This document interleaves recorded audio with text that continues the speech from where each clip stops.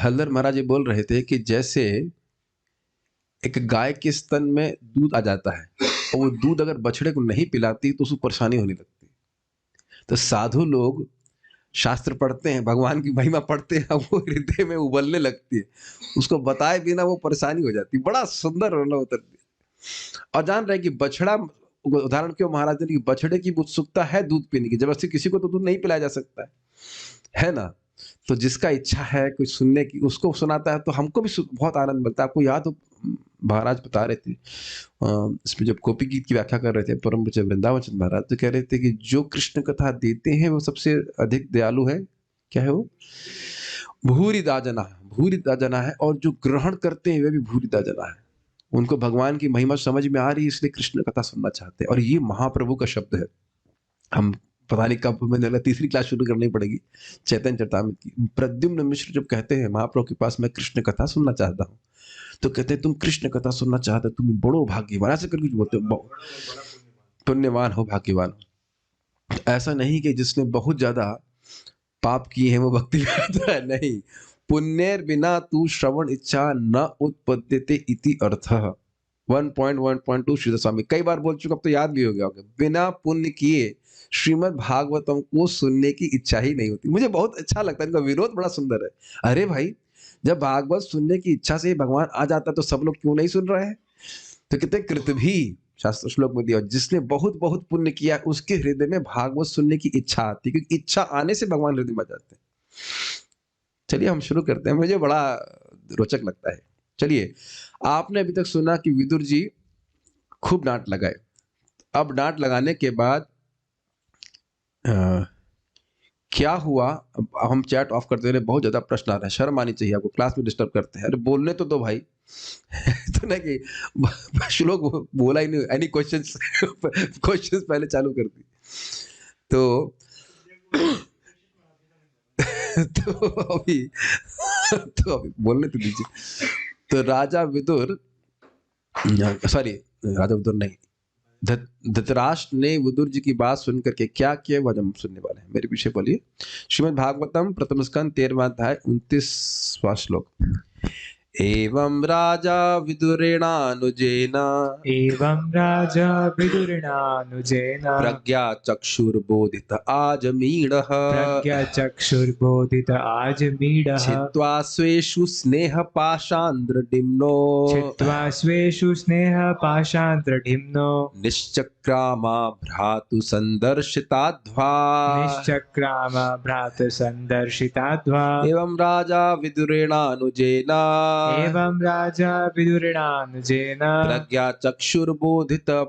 प्रज्ञा चक्षुर्बोधित आजमीडः छित्त्वा स्वेषु स्नेह पाशांद्रडिम्नो निश्चक्रामा भ्रातृ संदर्शिताध्वा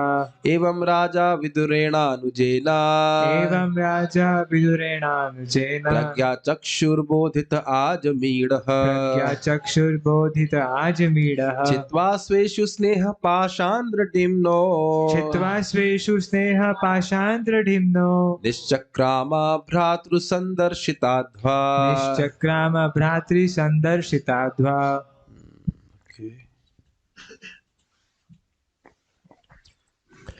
इस प्रकार आजमीड के वंशज, आजमीड के वंशज मतलब उस नाम के राजा हुए, उसके वंशज महाराज धृतराष्ट्र ने आत्मनिरीक्षण युक्त ज्ञान प्रज्ञा द्वारा पूर्णतः आश्वस्त होकर तुरंत ही अपने दृढ़ संकल्प से पारिवारिक स्नेह के सारे दृढ़ पाश तोड़ दिए।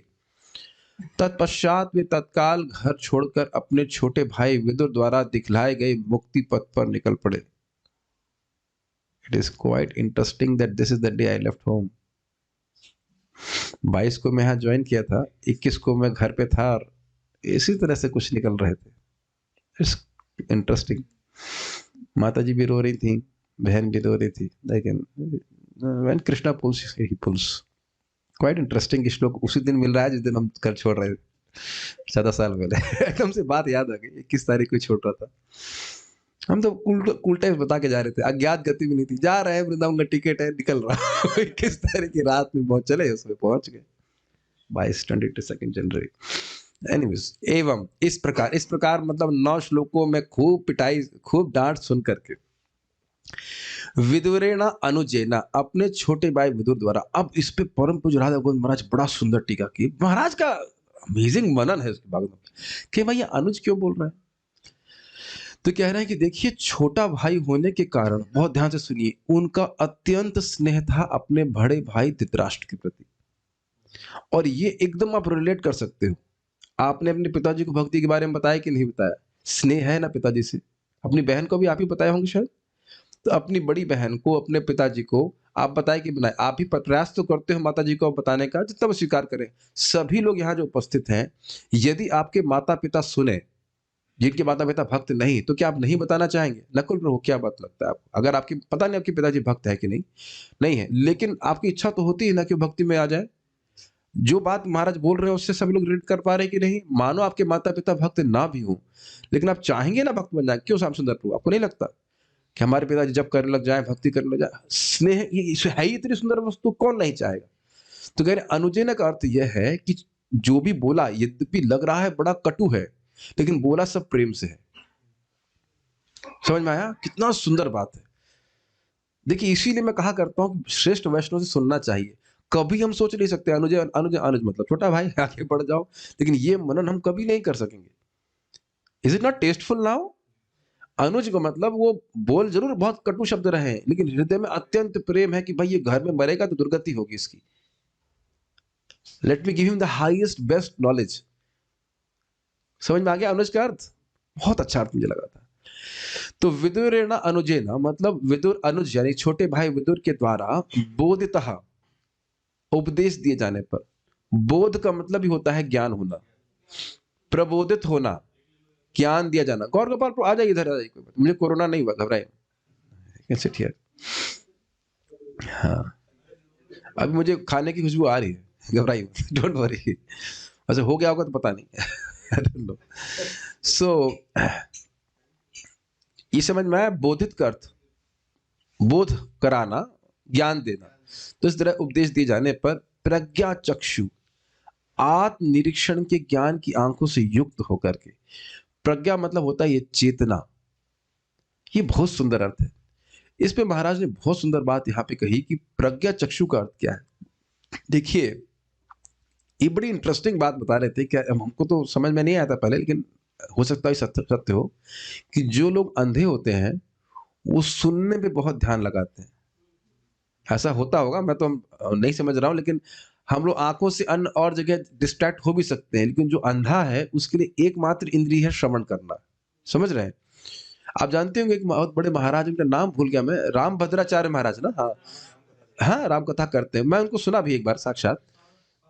तो सारा शास्त्र वो केवल सुन करके ही समझ लिए, सब कुछ संस्कृत ज्ञान। तो ये एक बहुत बड़ी बात समझ में आ रही। तो हाँ, सूरदास जी महान भक्त भी, बिल्व मंगल ठाकुर भी। तो कह रहे हैं कि यद्यपि वो आंख से अंधे थे, लेकिन कान से बहुत ध्यानपूर्वक सुन रहे थे। एक बात ये। दूसरा, आप ये भी जानते हो कि वह इस उपदेश से पहले प्रज्ञा चक्षु से युक्त नहीं थे। समझ में आ रहा है? एक जगह प्रभुपाद जी, शायद मैं समझता हूँ प्रथम गीता के तात्पर्य में पहले श्लोक में ही बोलते हैं कि धृतराष्ट्र जन्मांध तो थे ही, और आत्मा मतलब आध्यात्मिक दृष्टि से भी अंधे थे। कहीं पढ़े हैं, मैं भूल नहीं रहा हूँ, कहाँ भूल रहा हूँ, कहाँ पढ़े हैं। वैसे तो गीता के पहले श्लोक में ही है ना? गीता के पहले श्लोक में बोलते हैं। तो अब उनको यह प्रज्ञा चक्षु आ गया, उनको समझ में आ रहा है कि मैं शरीर नहीं हूं, मैं आत्मा हूं, और मैं अब जंगल जा करके भजन करके पार हो जाऊं। ठीक है? तो ये प्रज्ञा चक्षु आप समझ रहे हैं। हम लोग पहले ही अज्ञान के मिरांधस्य इत्यादि की व्याख्या कर चुके हैं। ज्ञान दे करके, कटु शब्द बोल करके, जो भी करके, लेकिन वो बोले गए थे सब प्रेम से, उनकी आंखें खोल दी। आंखें खोल दी मतलब कौन सी आंखें खोल दी? ज्ञान की, आध्यात्मिक ज्ञान की आंखें। भाई अब तो बचाओ अपने आप को। क्या कहते हैं उसको? भागते भूत की लंगोटी भली, सुना है आपने? सुना, इसका अर्थ समझते हैं? भूत भाग रहा, उसकी लंगोटी मिल जाए, बहुत बड़ी बात है। तो कहने का मतलब कि सारा समय तो निकल गया भोग में, कम से कम आखिरी समय तो भगवान की सेवा में लगाया जाए। ये कहने का तुमको समझ में आ गया? किसको समझ में आ गया? तो कह रहे आजमीढ़, अर्थात आजमीढ़ के, जो आजमीढ़ वंश की संतान थे, वो पहले राजा रहे होंगे। राजा अर्थात वी राजा धृतराष्ट्र। स्वेशु, स्व मतलब अपने, स्वेशु मतलब अपनों में, संबंधियों के विषय में दृढ़िम्न अर्थात दृढ़, और स्नेह पाषाण मतलब स्नेह के बंधनों को छित्वा तोड़कर भ्रातृ अपने भाई द्वारा संदर्शिता दिखलाए हुए अध्वा मुक्ति पथ पे निश्चक्रामः बाहर निकल गए। सुना समझने का प्रयास कीजिए। जो पाश अत्यंत दृढ़ है उसको बड़ी ही संकल्प से, बड़े अपने संकल्प के, नहीं अब तो मैं घर छोड़ के ही रहूंगा। मैं इसे रिलेट कर पा रहा हूं कि उस दिन मेरा ऐसे संकल्प था, बस कंप्लीटली कोल्ड, घर वाले रोए चाहे कुछ भी हो, अब तो जाना है। तो जो उस दिन बह गया होता तो बहुत दिक्कत होती। तो इस प्रकार का, और तो हम तो इतना कभी आ सकते नहीं रहे घर पे, लेकिन यहां बोल रहे हैं कि घर के लोगों से उनका स्नेह तोड़ना बड़ा मुश्किल होता है।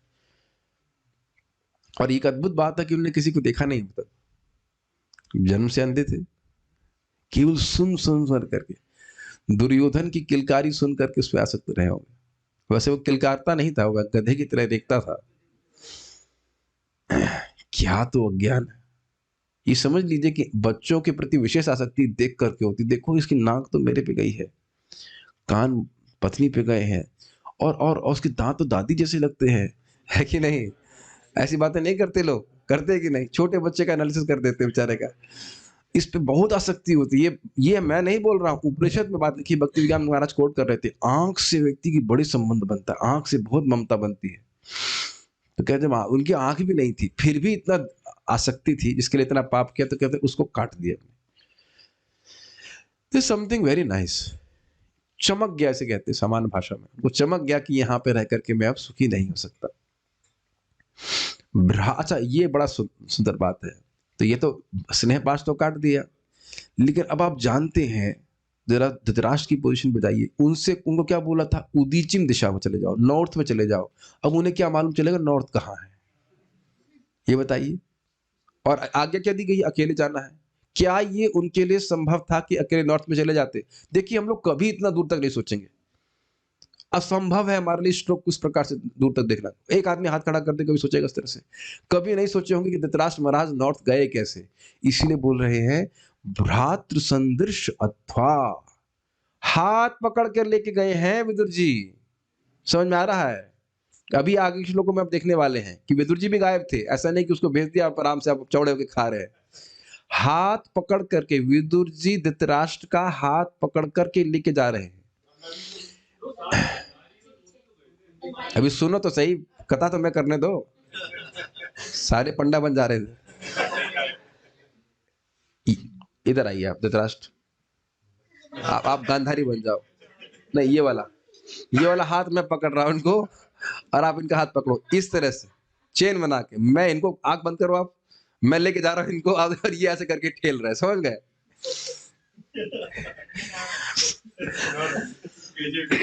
अब समझ में आ रहा है कि विदुर का प्रेम था कि भैया ये जाएगा कैसे।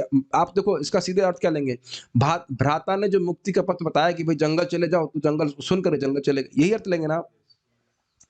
लेकिन एक बस प्रश्न बन जाएगा कि अंधा व्यक्ति नॉर्थ में कैसे जाएगा?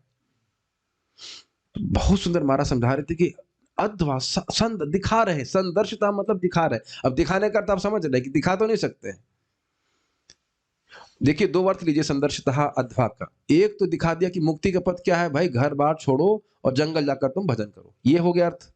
तो ये थ्योरी बता दिया, लेकिन पकड़ कर भी बताना पड़ेगा उनको कहां कहां जाएंगे। वो असहाय है, और ध्यान दीजिए कि वह किसी को साथ नहीं लेके जाने के लिए बोल रहे हैं। संजय, अभी आप देखेंगे आगे श्लोकों में, वो रो रहे हैं कि हमारे स्वामी कहां गए। संजय को भी यही लेके गए, संजय हर जगह जाते थे। क्लियर हो रहा है? तो अब देख सकते हैं कि विदुर जी उनको साथ लेके जा रहे हैं। अब एक प्रश्न आ रहा है गांधारी को, तो ये धृतराष्ट्र विदुर जी का हाथ पकड़े हैं, मतलब फॉर एग्जाम्पल लेफ्ट हैंड पकड़े होंगे, और उनका धृतराष्ट्र का हाथ गांधारी पकड़ी, गांधारी को भी नहीं दिख रहा है।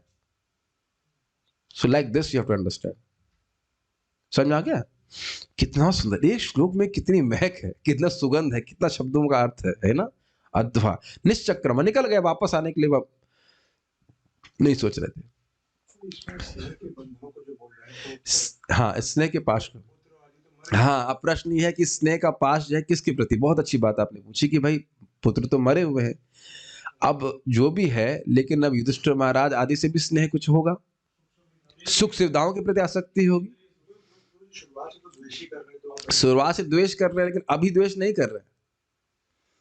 नहीं तो खाना कैसे खा रहे होते उनका?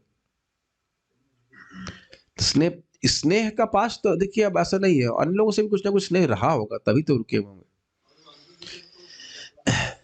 ये भी सोच सकते हैं कि मैं अंधा कहाँ जाऊंगा, क्या करूंगा, ऐसे कर।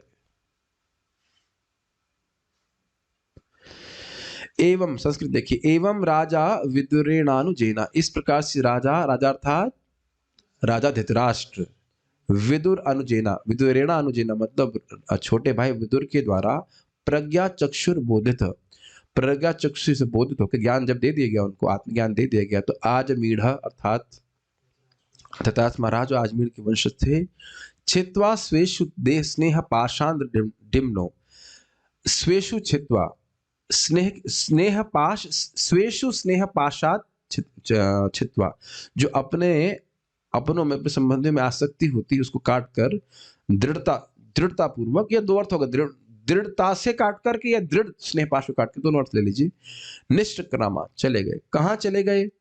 कह रहे हैं भ्रातृ, जो भाई ने, संदर्शिताध्वा, जो मुक्ति का पथ, अध्वा मतलब मुक्ति का पथ जो भाई ने दिखाया था उस पर चल दिए। और इसका अर्थ है कि दिखाते हुए चल रहे थे, उनके पीछे पीछे वो चल रहे थे, उनको तो कोई बहुत ज्ञान भी नहीं था कि कैसे कैसे क्या किया जाएगा। वैसे ये बात बड़ी सुंदर अगर हम अपने पे घटित करें तो कितना अद्भुत है ना, कि हम लोगों को, भाई जूम वाले डिवोटीज एक काम करिए, या तो आप वीडियो ऑफ कीजिए या तो ध्यान से क्लास सुनिए। अगर वीडियो ऑन करके सुन रहे हैं तो ध्यान से क्लास सुनिए। मैं नाम लेके डांटूंगा तो आप लोग कभी क्लास में नहीं आएंगे, इसलिए नाम नहीं ले रहा हूँ। अगर वीडियो ऑन है तो be attentive. Okay, I see the devotees on the zoom also. मैं रिकॉर्डिंग में डांट नहीं इंक्लूड नहीं करना चाहता, ठीक है? इट डिस्ट्रैक्ट्स मी ना। आप वीडियो ऑफ करके चाय पी सकते हैं, कुछ भी करें, but do something when you're hearing is very Bhagavatam is more important than anything what you're doing, is it not? और आप सोचिए जब आप यहाँ पे आए हैं, स्पेशली जूम डिवोटीज, अपनी स्वेच्छा से आए हैं कि नहीं, मैं कोई जबरदस्ती नहीं कर रहा हूँ, तो हियर वेरी अटेंटिवली। कहाँ चला गया था मैं? हाँ, हम अपनी बात करें तो क्या हम लोगों को हाथ पकड़कर नहीं सिखाया जा रहा है? बताइए, एक एक बात, तिलक कैसे लगाएं जो आपने नहीं लगाया और कब स्नान करें, है कि नहीं? एक एक बात थोड़ा ध्यान से सुनिएगा। भगवान की सेवा तो हम कर रहे हैं, लेकिन अपराध से बचेंगे तो पूर्ण लाभ प्राप्त होगा, है ना? जब करना कितना आसान है, लेकिन अपराधों से नहीं बचाया जाए तो व्यक्ति पूर्ण लाभ प्राप्त नहीं कर पाएगा। तो जो बात धृतराष्ट्र पे घटित हो रही है, कहीं कहीं हम पर भी तो घटित हो रही है, इज इट नॉट? कितनी ट्रेनिंग की जरूरत है। This is very very important, very important. एक एक व्यक्ति को कृष्ण भावना में ट्रेनिंग देने के लिए बहुत शक्ति लगती है, बहुत पेशेंस की जरूरत होती है। लोग तुरंत ग्रहण भी नहीं करते, ग्रहण करने के बाद थोड़ी सी समझ में नहीं आता कि बोल क्या रहे हैं। एक भक्त बोले 2 साल के बाद, प्रभु जी आप सही कह रहे थे, हाथ यहाँ घुटने के पास रखने से नींद नहीं आती। 2 साल के बाद उनको समझ में आई बात। कितने सिंपल इंस्ट्रक्शन है, 2 साल। हाँ, आप सही कह रहे थे। ऑलमोस्ट 2, मैं तो अंदाज से बोलो 2 या 3 साल तो कम से कम बाद बोलूंगा। हाँ, आप सही कह रहे थे। इतना समय लगता है लोगों को स्वीकार करने में, इतना आसान नहीं होता। ये मुझे बहुत अच्छी बात लगी, हाथ पकड़ करके लेके जा रहे हैं जंगल में। तो ये अत्यंत उनका प्रेम था। श्रीधर स्वामी विदुर जी के उपदेश को सुनकर अजमेर के वंश में उत्पन्न राजा धृतराष्ट्र के प्रज्ञा नेत्र खुल गए। इसका अर्थ स्पष्ट हो गया, वो प्रबोधित हो गए, उन्हें आत्मज्ञान प्राप्त हो गया। उन्होंने अपने लोगों से संबंध स्नेह के बंधन काट दिया। वे घर से निकल पड़े और विदुर जी के द्वारा उपदिष्ट संसार से मुक्ति के मार्ग पर वे चल पड़े। तो एक समराइज उन्हें कर दिया, तात्पर्य प्रभुपाद जी का पढ़ रहे। श्रीमद् भागवत के सिद्धांतों के महान प्रचारक भगवान श्री चैतन्य महाप्रभु ने साधुओं अर्थात भगवान के शुद्ध भक्तों की संगति पर विशेष बल दिया है। कौन सा श्लोक है? साधु संग सर्व शास्त्र कोय, लव मात्र साधु संग सर्व सिद्धि होय। उन्होंने बताया है कि शुद्ध भक्त के साथ एक क्षण की संगति से भी उसे सारी सिद्धि प्राप्त हो सकती है। हम यह स्वीकार करते हुए तनिक भी लज्जित नहीं है, प्रभुपाद अपने बारे में बता रहे हैं, कि हमने अपने व्यवहारिक जीवन में ऐसा ही अनुभव किया है। यदि कुछ मिनट की प्रथम भेंट के समय कृष्ण कृपा मूर्ति श्री श्रीमद् भक्ति सिद्धांत सरस्वती गोस्वामी महाराज की कृपा न हुई होती तो अंग्रेजी में श्रीमद् भागवत के वर्णन का यह गुरुतर कार्य स्वीकार कर पाना हमारे लिए असंभव होता। देख लीजिए श्रील प्रभुपाद जी के तात्पर्य कितने व्यक्तिगत है। आपसे बात कर रहे हैं ऐसा लगता है ना। उस उपयुक्त क्षण में उनका दर्शन किए बिना हम एक धुरंधर व्यापारी होते, किंतु मुक्ति के मार्ग पर चलने तथा अपने गुरु के आदेशानुसार भगवान की सेवा करने के मार्ग पर अग्रसर होने में कभी समर्थ न हुए होते। ये कथा कुछ लोग ना जानते होंगे, हम बता रहे हैं आपको फिर से कि प्रभुपाद जी युवावस्था में जब श्रील भक्ति सिद्धांत सरस्वती ठाकुर से नहीं मिले थे तो वह गांधी जी के अनुयायी थे और स्वतंत्रता संग्राम में उनका मतलब बहुत रुचि थी कि पॉलिटिकल्स में क्या चल रहा है ऐसा करके। तो एक बार उनका क्या नाम था, नरेंद्र शर्मा ऐसे कोई तो नाम व्यक्ति था, नहीं नाम क्या था उसका, नरेंद्र शर्मा तो नहीं था, मैं पता नहीं, नरेंद्र कुछ था, नरेंद्र बाबू ऐसे कुछ था।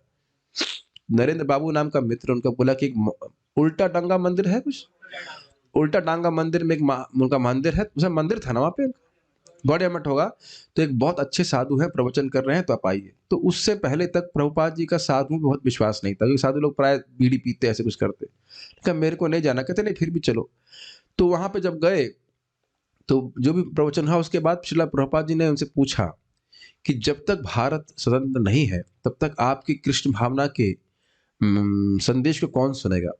तो उन्होंने बहुत अच्छी बात बोली कि Krishna consciousness is so urgent that it cannot wait for anything. What is that? It's an emergency situation. It cannot wait for anything material. Krishna भावना इतनी क्या कह सकते हैं, किसी भौतिक परिस्थिति का वेट नहीं कर सकती कि अब ये भारत स्वतंत्र होगा तब हम भक्ति का प्रचार करेंगे। अब आप ये सोचिए कि प्रभुपाद जी के गुरु महाराज कितनी अलग धारा में चल रहे थे। उस समय भारत में स्वतंत्रता के अलावा कुछ सोचना क्या संभव था, नेक्स्ट टू इम्पॉसिबल, कुछ नहीं सोच सकता था उसके अलावा, सब जगह यही बात चल रही थी। लेकिन वो जान रहे हैं कि कोई भी व्यक्ति इस प्रकार से मुक्त नहीं हो रहा है, भगवान की भक्ति करके ही मुक्त होगा। कितनी अलग विचारधारा उनकी, इंडिपेंडेंट बिल्कुल थिंकिंग। ये बात सुनकर के प्रभावित हुए थे श्रील प्रभुपाद जी और बोले थे, वहां पे बोलते हैं प्रभुपाद कि मैं कभी भी आर्गुमेंट में किसी से नहीं हारा था, लेकिन पहली बार मैं अपने गुरु महाराज से हारा। तब उनकी दीक्षा नहीं हुई थी लेकिन गुरु स्वीकार कर लेते और मुझे बड़ी प्रसन्नता हुई थी कि मैं, उन्होंने बोला भी, बाद में फीडबैक भी अपने मित्र को दिया कि चैतन्य महाप्रभु का आंदोलन एक समर्थ व्यक्ति के हाथ में है। और फिर वहां पे बोला भी गया प्रभुपाद जी को उनके गुरु महाराज के द्वारा कि यदि आपके पास कभी धन हो तो आप पुस्तकें छापिए। तो आप बड़ा स्पष्ट देखते हैं कि प्रभुपाद जी गुरु महाराज, श्रील प्रभुपाद जी का और उनके अनुयायियों का भी ये बहुत सिंपल मूड होना चाहिए कि कृष्ण भावना का ज्ञान का प्रसार होना चाहिए। समझ रहे हैं मेरी बात, ये बड़ा स्पष्ट है। तो खैर यहाँ पर बात बता रहे कि इस प्रकार से अगर वो नहीं मिलते तो वह कभी भी भक्ति करने के, मतलब इस तरह से भक्ति तो थे ही, भक्त कर ही रहे थे, लेकिन प्रचार के कार्य में और श्रीमद् भागवतम के ज्ञान को दूसरों को देने में वे नहीं प्रवृत्त होते। बहुत अच्छा उदाहरण प्रभुपाद जी दे रहे हैं। और यहाँ पर प्रस्तुत है दूसरा व्यवहारिक उदाहरण धृतराष्ट्र के साथ विदुर की संगति का प्रभाव।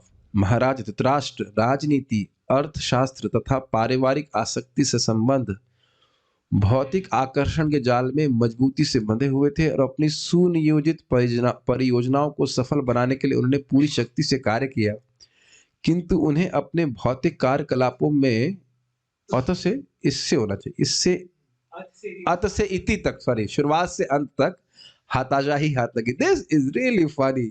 अगर आप देखें प्रभुपाद जी का बड़ा सूक्ष्म विनोद है,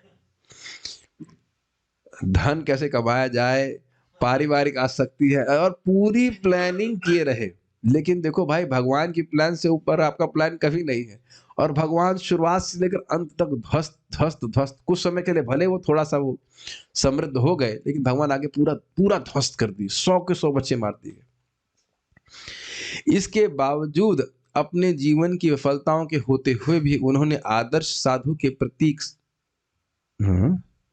प्रतीक समान भगवान के शुद्ध भक्त के शक्तिशाली उपदेशों से आत्म साक्षात्कार में सर्वाधिक सफलता प्राप्त की। ये बहुत अच्छी लाइन है। यद्यपि कोई व्यक्ति भौतिक रूप से विफल भी क्यों ना हो, फिर भी इसका अर्थ यह नहीं है कि वह आध्यात्मिक सफलता प्राप्त नहीं कर सकता।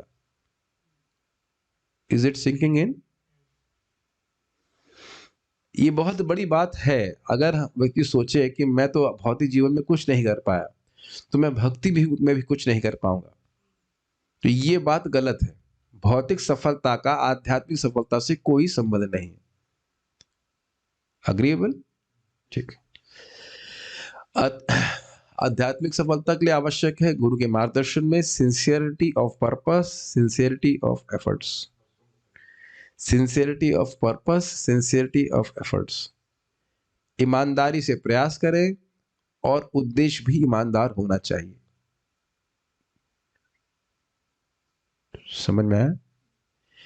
ईमानदारी से प्रयास तो कर रहे हैं, लेकिन प्रयास के बदले में कुछ भौतिक चाह रहे हैं, तो उद्देश्य ईमानदार नहीं है। लोग बहुत बहुत भक्ति करते हुए दिख सकते हैं और जम के करते हुए दिख सकते हैं, लेकिन हो सकता हो कुछ वेस्टेड इंटरेस्ट हो, तो वह नहीं। सच्चे दिल से कि मैं भगवान की भक्ति को प्राप्त करूं, व्यक्ति प्रयास करे, तो भगवान तो अंदर हृदय में बैठे हुए हैं, वो आपकी बिल्कुल मदद करेंगे, 100% मदद करेंगे। ठीक है। एक बात और ध्यान रखिए कि अगर आपकी गुरुजी निस्वार्थ है, तो आप भी निस्वार्थ हो जाओगे। समझ में आया? नहीं समझ में आया? अगर गुरुजी निस्वार्थ है, तो स्वार्थी चेले का ऐसे गुरु के प्रति कोई आकर्षण नहीं होगा। मैं थोड़ा स्लो जा रहा हूं ताकि बात समझ में आ जाए। गुरुजी निस्वार्थ है, तो चेला भी निस्वार्थ हो जाएगा। कोई भी, अरे शिक्षा गुरु ही लगा पड़ा हुआ है पैसा कमाने में, नोट भरने में, तो कभी आपको बोलने वाला है भागवत पढ़ो बैठ करके, जब करो? बोलेगा ही नहीं। जो व्यक्ति पैसे के पीछे भग रहा है, वह कभी नहीं बोलेगा तुम जब करो। अब मान लो बोल भी देगा तो खुद नहीं करेगा, बीट बैग का वो सदुपयोग करेगा ठंड भगाने के लिए। हाथ में ठंड लगती है ना। सोच रहे, यू कैन नॉट, वेस्ट और ईस्ट वाला हिसाब किताब है। और जो व्यक्ति निस्वार्थ है, उसके पास स्वार्थी व्यक्ति को मिलेगा क्या? उसको मतलब ही नहीं वहां पे। वो जो महाराज बोलते हैं ना, परम पूज्य योगेंद्र महाराज, लोभी गुरु और पापी चेला दोनों नरक में ठेलम ठेला। गुरु जी को भी भक्ति से कोई मतलब नहीं है। ये क्या दृष्ट नहीं है समाज में? आप देखिए, जो गुरु जी कोई नियम नहीं बताते, उनके खूब चेले बन जाते हैं, खाली नाम मात्र के लिए उस गुरु जी और नाम मात्र के चेले। ये तो देखा हुआ है, इसमें कोई, प्रभुपाद जी खुद ही बोलते हैं, हम नियम बताएंगे तो कौन आने वाला है? वही आने वाला है जो वाकई अपनी प्रगति चाहता है। आप ये देख लो ना, दुनिया में कितने लोग हैं जो 16 माला जाप करने के लिए सुबह उठ रहे हैं। हैंडफुल गिन सकते हैं आप लिटरली। इतना नियम कौन पालन करेगा? सिर्फ लोग इस्कॉन में दीक्षा भी लेना नहीं चाहते, बहुत नियम है इस्कॉन में। हम ठीक ना हो, खाली एक बस स्टैंप लग जाए कि हाँ ये चले हैं। अतएव शास्त्रों का आदेश है कि केवल साधुओं की संगति करनी चाहिए और अन्य समस्त प्रकार की संगतियों का तिरस्कार कर देना चाहिए। इस संबंध में बहुत सुंदर बात उदाहरण दिया जाता है ज्वेल्स का। मणि समझते हैं? तो मणि के पास जो भी आप रंग की रोशनी लाओगे, वो उसी को परावर्तित करेगी। ये बात बहुत गंभीर है। इसको हम लोग कभी, बहुत से भक्त इसलिए भक्ति से डिग जाते हैं जब इस बात को हल्के में लेते हैं। वो सोचते हैं कि हम किसी व्यक्ति का संग करेंगे और हमें कुछ होगा नहीं। It is impossible. आप किसी का संग करेंगे और कुछ होगा नहीं, ऐसा नहीं हो सकता। आप लोग हंसेंगे इस बात पे, लेकिन बड़ा आश्चर्य की बात है। एक लड़का था, परम पूज्य राधानाथ महाराज प्रवचन दिया करते थे चौपाटी में, तो पीछे बैठ करके अपने मैथ्स के पेपर सॉल्व करता, या जो भी कुछ करता रहता हो। सोच रहा था कि भाई मैं क्लास पार कर लेता हूँ, आगे जाकर प्रसाद पालूंगा। भाई यही तो कह रहे क्लास में बैठोगे तो प्रसाद मिलेगा, तो ठीक है। बाद में ये करते करते करते उसने मंदिर ही ज्वाइन कर लिया। इतना शक्तिशाली होता है साधु का संग। धोखा भी देने आ रहा तो वो भी परिवर्तित हो जाता है। परम पूज्य श्रीमान कृष्णानंद प्रभु बोलते हैं कि हम फ्री में प्रसाद खाना जाया करते थे। अमेरिका में थे, वो मास्टर्स कर रहे थे, तो कह रहे हैं उस फ्री के प्रसाद का मूल्य मैं अपना पूरा जीवन देके चुका रहा हूं। बड़ा विनोद बोलते हैं, कई बार बोले बोला विनोद। भक्त लोग बहुत धोखा करते हैं। प्रबोधानंद महाराज, परम पूज्य प्रबोधानंद महाराज को भी खिचड़ी गौर गोविंद महाराज जी दिया करते। वो केवल खिचड़ी खाने जाते, वो बताते थे, कहते हम लोग मजाक बनाते थे, खुद बोले थे जब वो यंग थे, युवावस्था में थे और इस भक्ति में नहीं आए थे, तो विदेशी भक्तों को देखते, कीर्तन करते हुए देखते, तो उनका मजाक बनाते, क्या कर रहे हैं ये है, ऐसे करके। देखो अब इस्कॉन में सन्यासी। ठीक है, तो अब एक प्रश्न और भी आ जाएगा कि जो लोग नौकरी करने जा रहे हैं उनको तो बाहर के लोगों से मिलना जुलना पड़ता है, तो वह आपको बाह्य संगत रखनी पड़ेगी, मतलब एक्सटर्नल बिहेवियर। उनसे हृदय नहीं खोलें, जो काम भर की बात है अपना करके कृष्ण कथा, कृष्ण नाम, कृष्ण संकीर्तन भक्तों के संग में करें, तो हम सिक्योर रहेंगे।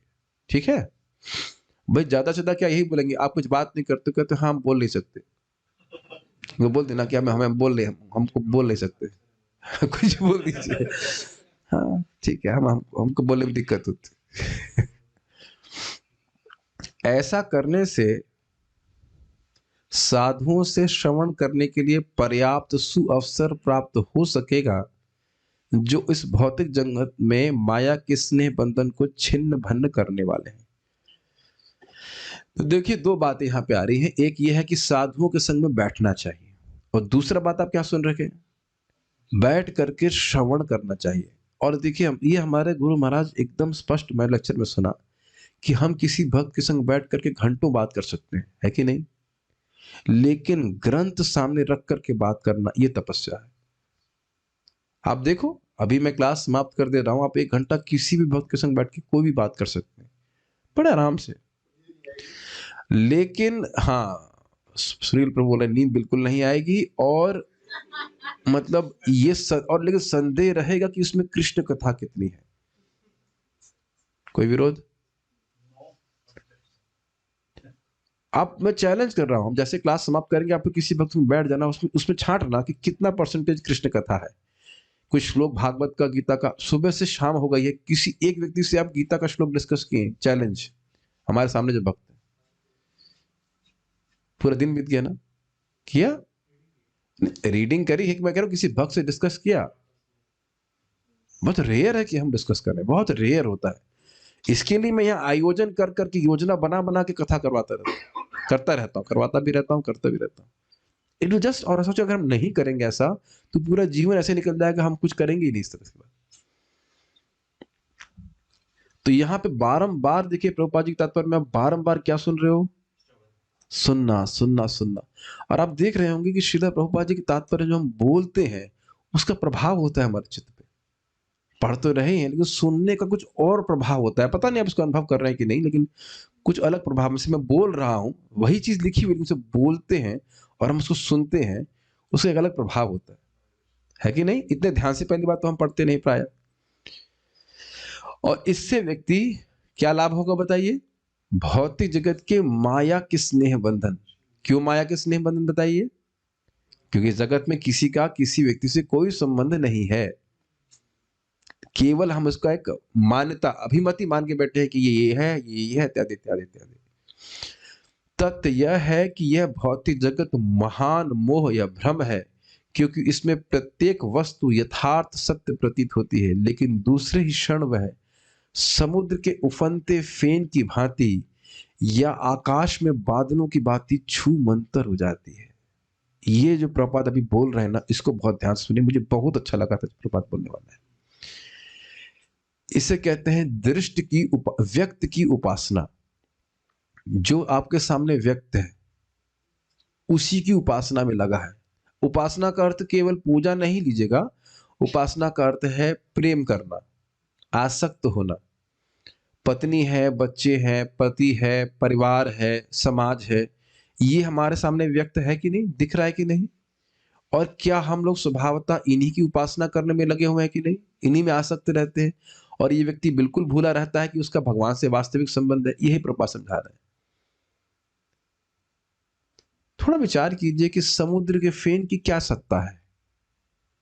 ए धन यौवन पुत्र परिजन, एते के आछे परती तीरे, कमल दल जल जीवन टलमल, भजहु हरिपद नीति रे। अर्थ सब जानते ही हैं। मैं आज विचार कर रहा था, लोग इस जगत में पद पोजीशन छूटने में डर उनको लगता है, और ये शरीर कब छोड़ लिया जाएगा। सुना था ना आपने, अरे तुम धन की आसक्त हो, तुम्हारा आंसू, तुम्हारा प्राण भी छीन लिया जाएगा। तो जब बातें सुनता है तो कुछ वैराग्य होगा ना। इससे पहले हम आगे जाइए, समझ रहे हैं समुद्र का फेन, समुद्र में जो बुलबुले आते हैं उसकी क्या सत्ता है। तो एक विचारनीय बात है, अब उन बुलबुलों में कोई व्यक्ति आसक्त हो तो उसकी तो मूर्खता ही कहले जाएगी ना, is it not? This is very striking. अगर आप थोड़ा विचार कीजिए तो हर चीज क्षणिक है, हर पद पोजीशन सब कुछ क्षणिक है, और उसमें आसक्त होकर व्यक्ति अपनी शाश्वत पद, शाश्वत भगवत धाम के स्थान को कॉम्प्रोमाइज कर ले। क्या मूर्खता नहीं है? इसी जीवन में देखता है व्यक्ति गरीब था, गरीब से अमीर हो जाता है, अमीर से फिर गरीब हो जाता है, कुछ होता रहता है कि नहीं? ये सब कुछ होते हुए व्यक्ति पंगु हो जाता है। क्या ये सब देखा नहीं जा रहा है? Everything is constantly changing. तो ये मैं चाहूंगा कि भक्त उस पर विचार करें। उफनता हुआ फेन, क्या आप लोग देखे हैं समुद्र का उफनता हुआ फेन कभी? उसकी क्या समझ रहे हो, उसकी क्या सत्ता, उसकी क्या महत्व है। और आप देखें कि दिन प्रतिदिन अगर हम प्रभुपाद जी के तात्पर्य को ना सुने तो कितना हमारा एनर्जी उस उफनते हुए फेन की तरफ चली जाती है। अगर एक क्षण के लिए भी, ये स्टैंडर्ड है, एक क्षण या मुहूर्त के लिए भगवान वसुदेव की, कृष्ण की स्मृति हो रही है, तो ये सबसे बड़ा नुकसान है, सबसे बड़ा दोष है। तन हानि तन महत् छिद्रम, ये सबसे बड़ी हानि है। उधर कोई ध्यान नहीं दे रहा। ये मुझे बहुत अच्छा लगा था, इसलिए मैं कुछ यहाँ पे बोल रहा हूं। अब देखिए प्रभुपाद जी क्या व्याख्या कर रहे हैं कि आकाश का उदाहरण जो दिया है, आकाश क्यों सत्य लगता है, बहुत सुंदर। आकाश में बादल सचमुच ही वास्तविक प्रतीत होते हैं।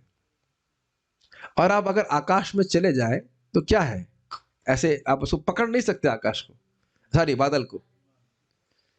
Is it not striking? आप में से जो भी हवाई जहाज में उड़े होंगे, तो ऐसा नहीं कि बादल में गया, बादल उसको उठने नहीं दे रहा, भाई रुको, हमारी सत्ता यहाँ पे है, फाड़ करके उसको, बादल को फाड़ करके निकल जाता है, और फिर बादल वहीं पर सेट हो जाता है। कभी ऐसा हुआ कि क्रैश हुआ बादल की वजह से? कोई दिक्कत नहीं है ना। This is very striking. कितना सुंदर लगता है ना, बादल ये बादल वो सब बोलते हैं। आकाश में बादल सचमुच ही वास्तविक प्रतीत होते हैं, क्योंकि उनसे वर्षा होती है, और वर्षा के कारण बहुत सारी क्षण भंगुर हरी हरी वनस्पतियां उत्पन्न होती हैं। किंतु कालक्रम में बादल, वर्षा तथा हरी हरी वनस्पतियां सब कुछ विलुप्त हो जाता है, लेकिन आकाश बना रहता है, और आकाश में चमचमाते तारे हमेशा ही बने रहते हैं। इसी प्रकार परम सत्य, जिसकी उपमा आकाश से दी जाती है, शाश्वत बने रहते हैं, और बादल स्वरूप मोह यानी भ्रम आता जाता रहता है। कितना सुंदर उदाहरण है। Just reflect little bit upon it. हम लोग सब शाश्वत जीव हैं। उस दिन सच्चिदानंद महाराज बता रहे थे ना प्रभुपाद जी की बात, you must understand that life is eternal. हमें समझना होगा कि हमारा जीवन शाश्वत है। समझ पा रहे हैं इस बात को? लाइक आप अभी कहाँ से, कलकत्ता से वापस आ रहे हैं, तो कलकत्ता से अब जब आ रहे हो तो आप जिस ट्रेन पे बैठे या जिस स्टेशन पे बैठे, वो आपका घर नहीं है। You are very clear about it. स्थान पे हैं, लेकिन ये कोई आसक्ति नहीं है आपकी। Is it not? ये हमारा घर नहीं है। ये जगत, भौतिक जगत हमारा घर नहीं है। ये भौतिक जगत हमारा घर नहीं है। दिमाग में घुसा लीजिए। We are here for very short time, बहुत कम समय के लिए है। इस शरीर की बात करें, फिर अगर भक्ति नहीं की तो फिर चेंज, फिर चेंज, फिर चेंज। तो जो भी, जब तक भी चेंज हो, लेकिन हर जीवन में हमें यही फोकस करना है कि हम भगवान की भक्ति करके और भगवान के पास पहुंच जाए। जो बुद्धिमान व्यक्ति उसको पकड़ लेगा इस बात को। मुझे बहुत अच्छा लगा ये बात। मैं कई बार बोल चुका हूं और फिर बोल रहा हूं, फिर अपने पिछले जीवन को देख लीजिए, भक्ति के पहले वाला बुलबुले की तरह था कि नहीं। जो लोग जवान है वो तो बुद्धिमान है, जल्दी समझ गए, और जो वृद्ध है वह भी। वह आप बताइए, वैसे आप बुरा मत मानेगा, वीके शुक्ला आप बहुत वृद्ध तो नहीं लग रहे, 60 प्लस। आप ये बताइए कि आपको लगता है कि आपको लग रहा होगा ना कि बहुत जल्दी जीवन निकल गया? What is your opinion? Yes, हमारे गुरु महाराज के पिताजी शायद समझता हूँ 90 साल के थे, 85 ऐसे कुछ। तब तो इनका शरीर छूट गया। वो बोले कि मुझे ऐसा लग रहा है कि बस कल ही तो तुम मेरे छोटे यंग बेटे थे। आपने महसूस किया होगा कि 60 साल ऐसे निकल गए, इज इट नॉट? पता भी नहीं चलता। 37, हाँ, मतलब आपके बराबर, मेरे बराबर ही उसकी उम्र है। हाँ बिल्कुल, वो अभी लग रहा है कि तो गोद में था और एकदम बड़ा हो गया, इत्यादि इत्यादि। कि बड़ा अद्भुत है केवल आप ही नहीं, सभी के संग आपको लग रहा है साए से जीवन निकल जाता है और कुछ भी महत्व नहीं है ना। आप भी बुरा मत मानिएगा, आप परेशान, पता नहीं बिजनेस करते हैं कुछ? हाँ, अच्छा एडवोकेट है, तो आप देखेंगे जीवन में कितनी सारी परेशानी आई होंगी ना, ये परेशानी वो परेशानी आई है ना सभी के जीवन में। अब उसका क्या महत्व है? कुछ भी महत्व नहीं है। अब देखिए आप, अब देखिए कि जिन जिन परेशानियों के लिए आप रो रहे थे, उनको अब याद भी नहीं करते। करते हो? क्यों श्याम सुंदर, अपने पोटे वाले श्याम सुंदर? बिजनेस नहीं चल रहा है या वो सब बता रहे थे ना कि हमारे बॉस नहीं परेशान कर रहा है, अब उसको याद भी करते हो? एक दिन भी आप डिस्कस की नहीं करते ना। यही बुद्धिज्म लोग समझाते हैं कि जब में हम लोग सोचते हैं ये बड़ी प्रॉब्लम हो गई, वो प्रॉब्लम हो गई, ये प्रॉब्लम है, ये वो है, ऐसा वैसा, कोई प्रॉब्लम नहीं है। प्रॉब्लम केवल यही है कि भगवान को भूले हुए हम ये बात स्वीकार नहीं करना चाह रहे, जबकि हमें देख रहे हैं अपने जीवन में कि जिन जिन समस्याओं को बहुत मान रहे थे वो सब गायब, उनको याद भी नहीं करते। मुझे इसलिए हंसी आ रही है, कभी कभी आश्रम में भी धोती के ऊपर झगड़ा कर लेते हैं, धोती यहाँ टंगेगी नहीं, यहाँ नहीं टंगेगी, वहां होगा, ये होगा। मैं तो अंदर हंसता रहता हूँ। हमने कहा भाई दुनिया में यही प्रॉब्लम रह गई है क्या? कुछ ब्रह्मचारियों को अधिक टाइम रहता ना, कुछ नहीं तो कभी कभी धोती पे झगड़ा शुरू करते थे। ठीक है, whatever that issue has to be addressed, but हंसी आती इंटरनल में, क्या है वस्तुतः। लेकिन देवशक्ति माता जी बहुत अच्छी बात बोली कि हमें भक्ति कभी ऐसे नहीं करनी चाहिए कि दूसरे को डिस्टर्बेंस हो। तो ये जो पॉइंट क्या, ये सब सिखाऊंगा जब क्लास में आएगा। जो कोई क्लास में नहीं आएगा तो मैं क्या सिखाऊंगा उसको, बताओ क्या? वो तो अलग बात है, आश्रम की बात तो हम सॉल्व कर लेंगे। आइडिया इज दैट बार बार ध्यान रखिए मेरे प्यारे बद्ध जीवों, इंक्लूडिंग माई सेल्फ, माया को केवल एक ही टारगेट है, आपको कॉन्स्टेंटली डिस्ट्रैक्ट करते रहे बस। जो मुख्य समस्या उसको सॉल्व नहीं करने दे। बहुत बड़ी समस्या है, क्या है? आज दूध नहीं मिला। बहुत बड़ी समस्या है ये, बहुत बड़ी समस्या वो। उसी में व्यक्ति सोचता रहता है। एक आदमी हाथ खड़ा करते कि जब में ऐसा नहीं होता है, ये इतनी बड़ी समस्या है कि मैं जब तो बाद में करूंगा। है कि नहीं? है कि नहीं? और एक और चीज अब देखिए, जब आपका जब पूरा हो जाएगा तो वो समस्या याद नहीं रहती। आपने देखा ये? अरे अमेजिंग है ये तो, मतलब ऐसे प्रभु जी का मैं पुस्तक पढ़ रहा था, लगा मुंह पे थप्पड़ मार रहे हो, मतलब धो धो के मार रहे हो। कितने अमेजिंग बात है कि उस समय वो समस्या बहुत बड़ी समस्या लगती है, लेकिन जब आपका जब पूरा हो जाएगा तो आपको याद भी नहीं रहेगा कि वो किस समस्या पे ध्यान कर रहा था। इतनी महत्वपूर्ण समस्या थी। It's very striking. ये अपनी भौतिक आसक्ति। देखिए बादल सत्य लगता है ना, बादल से बारिश होती है, सब फूल फल लग रहे हैं, तो लग रहा है कि बड़ा उसका अस्तित्व है। लेकिन आप जानते हो कि बादल का अस्तित्व बहुत थोड़े समय के लिए है। लेकिन आकाश कभी परिवर्तित होता है नहीं। तो आकाश समझ लीजिए, आकाश भगवान स्थानीय है, मतलब भगवान की उपमा दे रही आकाश से, वो हमेशा रहते हैं, वो सभी का आधार है। और तारे हो गए सभी जीवात्मा, उनकी सत्ता हमेशा रहती है। लेकिन बादल ऐसा लग रहा है कि बहुत व्यक्त है, और हम जानते हैं भौतिक जगत को, पूरे संपूर्ण भौतिक जगत को एक बादल से तुलना की जाती है। देख रहे हैं इसका कितना महत्व है हमारी भक्ति से, इस प्रकार का श्रवण करने से हम डिटैच हो रहे हैं कि नहीं? प्रभुपाद जी के तात्पर्य सुनकर निश्चित रूप से डिटैच हो रहे हैं। तो बादल में व्यक्ति ग्रेजुएशन करना चाहता है, डिग्री करना चाहता है, इत्यादि इत्यादि, कि हरी भरी लग रही है सबसे, जिंदगी हरी भरी हो जाएगी, सामने बैठेंगे और कटाक्ष नहीं सुनने को मिलेगा। एक वक्त पूछ रहे थे आज की माता जी को जॉब करना चाहिए कि नहीं, हमने कहा करना चाहिए। हमने कौन सा जॉब? कहते हाउस वाइफ। हमने कहा हाउस वाइफ बहुत बड़ा जॉब है, 2-3 घंटा पति की सेवा कर दो, उसके बाद कहती मैं पूरे टाइम कीर्तन करना चाहती हूँ। मैंने कहा पूरे टाइम कीर्तन करो, क्या दिक्कत है? अगर पति के पैर दबा रही तो भी हरे कृष्णा कर सकती हूँ, उसे तो आजकल गला ही दबाते हैं, पैर तो नहीं दबाते। लेकिन आप माता जी हाउस वाइफ है, इज इट नॉट? तो कितने घंटे का सेवा करना पड़ता है प्रभु जी का? 2 घंटा मैक्स, खाने के लिए 2 टाइम लाना। हाँ खाने के लिए बस, बाकी तो अपने आप सब अपने आप कर लेते। कौन आजकल चक्की दलना है, कुछ तो कुछ करना नहीं है, सबसे बड़ा जॉब है, इज इट नॉट? आराम से भक्ति कीजिए। अच्छा, लड़कियों को जॉब नहीं करना चाहिए? हमने कहा भाई मजबूरी तो अलग बात है, लेकिन अदरवाइज क्या कर सकते हैं। यानी और लोग स्वीकार नहीं करना चाहते। क्यों नहीं स्वीकार करना चाहते? इसीलिए व्यक्त उपासना, व्यक्त उपासना जो सामने है उसी का उपासना करता है। ये मुझे बहुत अच्छा लगता है। This concept is very nice, मुझे बहुत अच्छा लगता है। व्यक्त उपासना महाराज जी कहीं बता रहे थे, बस जो व्यक्त है उसी की उपासना में लगे रहता है। भगवान है, उनका धाम है, मैं वहां चला जाऊंगा तो हमेशा के लिए मस्त मतलब आनंद में रहूंगा। कौन सोच रहा है इतना? मूर्ख जीव क्षणिक बादल के प्रति आकृष्ट होते हैं, लेकिन जो बुद्धिमान है वे शाश्वत आकाश तथा वहां की समस्त विविधता से सरोकार रखते। तो इसी मुक्ति के पथ को विदुर जी ने सिखाया, भगवान की भक्ति करके भगवान के पास चले जाओ। ठीक है। अब उनकी पत्नी ने क्या किया, बड़ा रोचक श्लोक है।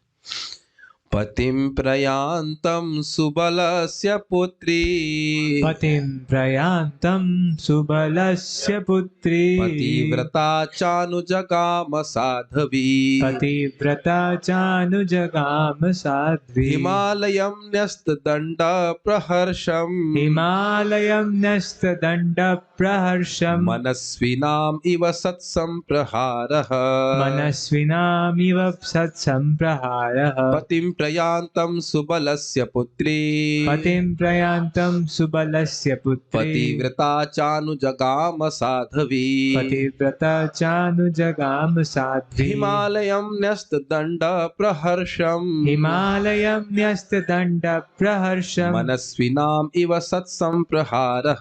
मनस्विनामिव सत्सम्प्रहारः। आपको मैं ईमानदारी से रिवील करना चाहता हूँ कि सत्सम्प्रहार का अर्थ मुझे कल समझ में आया। कितने सालों के बाद पढ़ तो लेता तो समझ नहीं आता था ये बोलना क्या चाहते हैं प्रभुपाद जी। बड़ा सुंदर शब्द है, पहले देखिए अनुवाद इसका। कंधार या गांधार के राजा सुबल की पुत्री परम साध्वी गांधारी ने जब ये देखा कि उसके पति हिमालय पर्वत की ओर जा रहे हैं, जो कि सन्यासियों को वैसा ही आनंद देता है जैसा कि युद्ध के मैदान में योद्धाओं को शत्रुओं के प्रहार से प्राप्त होता है, तो वह भी अपने पति के पीछे पीछे चल पड़े। तो मेरे लिए समझ में ये नहीं आता था कि भाई किसी पे प्रहार होगा तो वह सुखी क्यों हो जाएगा। ये एक बड़ी आश्चर्य की बात है। और देखिए अनुवाद में क्या लिखा है, वैध अच्छी पिटाई। अब पिटने के बाद किसको वैसा अच्छा लगेगा? क्षत्रिय में नहीं नहीं, इतना आसान नहीं है समझना। मैं बताऊंगा, अभी प्रयास करूंगा बताने का। अन्वय पहले देख लीजिए। पिटना अच्छा किसी को नहीं लगता है, पिटना अच्छा नहीं लगता। इसमें लिखा है सत्सम्प्रहारः, वहां से समझ में आएगा। मान लीजिए आप बॉक्सिंग कर रहे हैं तो पिटाई खाना अच्छा लगता है कि हम पिटते चले जाएं? थोड़ा समझने का प्रयास कीजिएगा। अभी देखते हैं, पहले अन्वय देखिए। ततः सप्लाई किया है, तत्पश्चात मतलब उसके बाद। इसके बाद मतलब किसके बाद? धृतराष्ट्र चले गए अपने भाई के साथ, तो स्वाभाविक से बात है कि अब वो भी समझ गए, भाई तो साथ ही रहती थी ना उनकी, कि चले जा रहे हैं, तुमको समझ में आ गया तो वह भी चलिए। यद्यपि उन्होंने इनवाइट नहीं किया, यह आगे आप देखने वाले हैं, उन्होंने कोई इनविटेशन नहीं दिया कि तुम चलो। पहले ही बोल चुके हैं, भाई पत्नी से तो आसक्त थे ना, चलिए ये बात छोड़ दीजिए। युधिष्ठिर महाराज से आसक्त नहीं थे, पत्नी से तो बहुत आसक्त थे। उनके पास को भी काट दिया, पत्नी को पूछ नहीं रहे। ये कहीं नहीं लिखा है कि पत्नी को साथ लेके जा रहे हैं, इसलिए यहां श्लोक में लिखा है कि पीछे पीछे चल रही है वो। ठीक है, जैसे भगवान श्री राम जा रहे थे तो पत्नी को नहीं पूछ रहे थे, लेकिन माता सीता स्वयं ही उनके पीछे चल पड़ी। ततः मतलब तत्पश्चात, पतिव्रता पति को समर्पित, साध्वी अर्थात सती यानी कि सारे सद्गुण से संपन्न, सुबल से पुत्री सुबल राजा सुबल की पुत्री गांधारी, च मतलब भी मतलब वह भी, मनस्वी नाम महान योद्धाओं को, सत्सम्प्रहार इव जैसे वैद प्रहार जिस प्रकार सुख देता है, देता ही नहीं होना चाहिए तथा है, उस प्रकार न्यस्त दंड संन्यास आश्रम के दंड को स्वीकार करने वालों के लिए प्रहर्षम जो हर्ष का विषय है। क्या हर्ष का विषय? हिमालयम, उस हिमालय प्रदेश को, प्रयांतम घर त्याग कर जाते हुए, पतिम अनुजगामा अपने पति के पीछे पीछे चल पड़ी। अब इसको देखने का प्रयास कीजिए। पतिम प्रयांतम, जब उनके पति जा रहे थे। किसके पति? सुबलस्य पुत्री, सुबल राजा की पुत्री गांधारी के पति जा रहे थे। उनका क्या विशेषण था? कह रहे हैं पतिव्रता, वह अपने पति को समर्पित थी। पतिव्रता मतलब पति जिस स्थिति में रहेगा उससे उसी स्थिति में रहूंगी, इसीलिए आप जानते हैं उन्हें पट्टी बांधी थी, पता है ना। चा मतलब भी, तो वह भी अनुजगाम उनके पीछे चलने लगे। क्यों? साध्वी सद्गुण संपन्न थी। कहां चली गई? कह रहे हैं हिमालयम, तो अब कहेंगे कि भाई हिमालय तो बड़ा दुख देने वाला है, वहां कैसे चली गई, वो तो सुकोमल थी, स्त्री थी। तो कह रहे नहीं, हिमालय सबको दुख नहीं देता। न्यस्त दंड प्रहर्षम, बड़ा सुंदर इसका अर्थ है। देखिए न्यस्त दंड का अर्थ क्या है।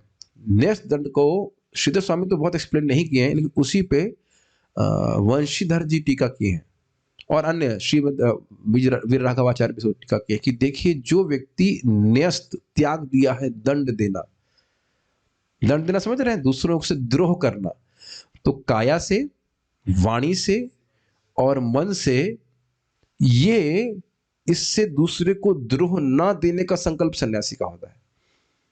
समझ में आ रहा है? न्यस्त दंड का अर्थ समझ में आ रहा है? एक अर्थ आप यहां समझ रहे हैं कि वो सन्यासी का दंड स्वीकार किया, लेकिन आप जानते हो कि इस दंड के भी 3 भाग होते हैं उसमें। उस अर्थ क्या है? जीव, मतलब 4 भाग होते हैं एक्चुअली, काया, वाणी और मन से, और जीव भी स्वयं भगवान को समर्पित हो, अर्थात दूसरे से द्रोह करने का कोई अवकाश नहीं है।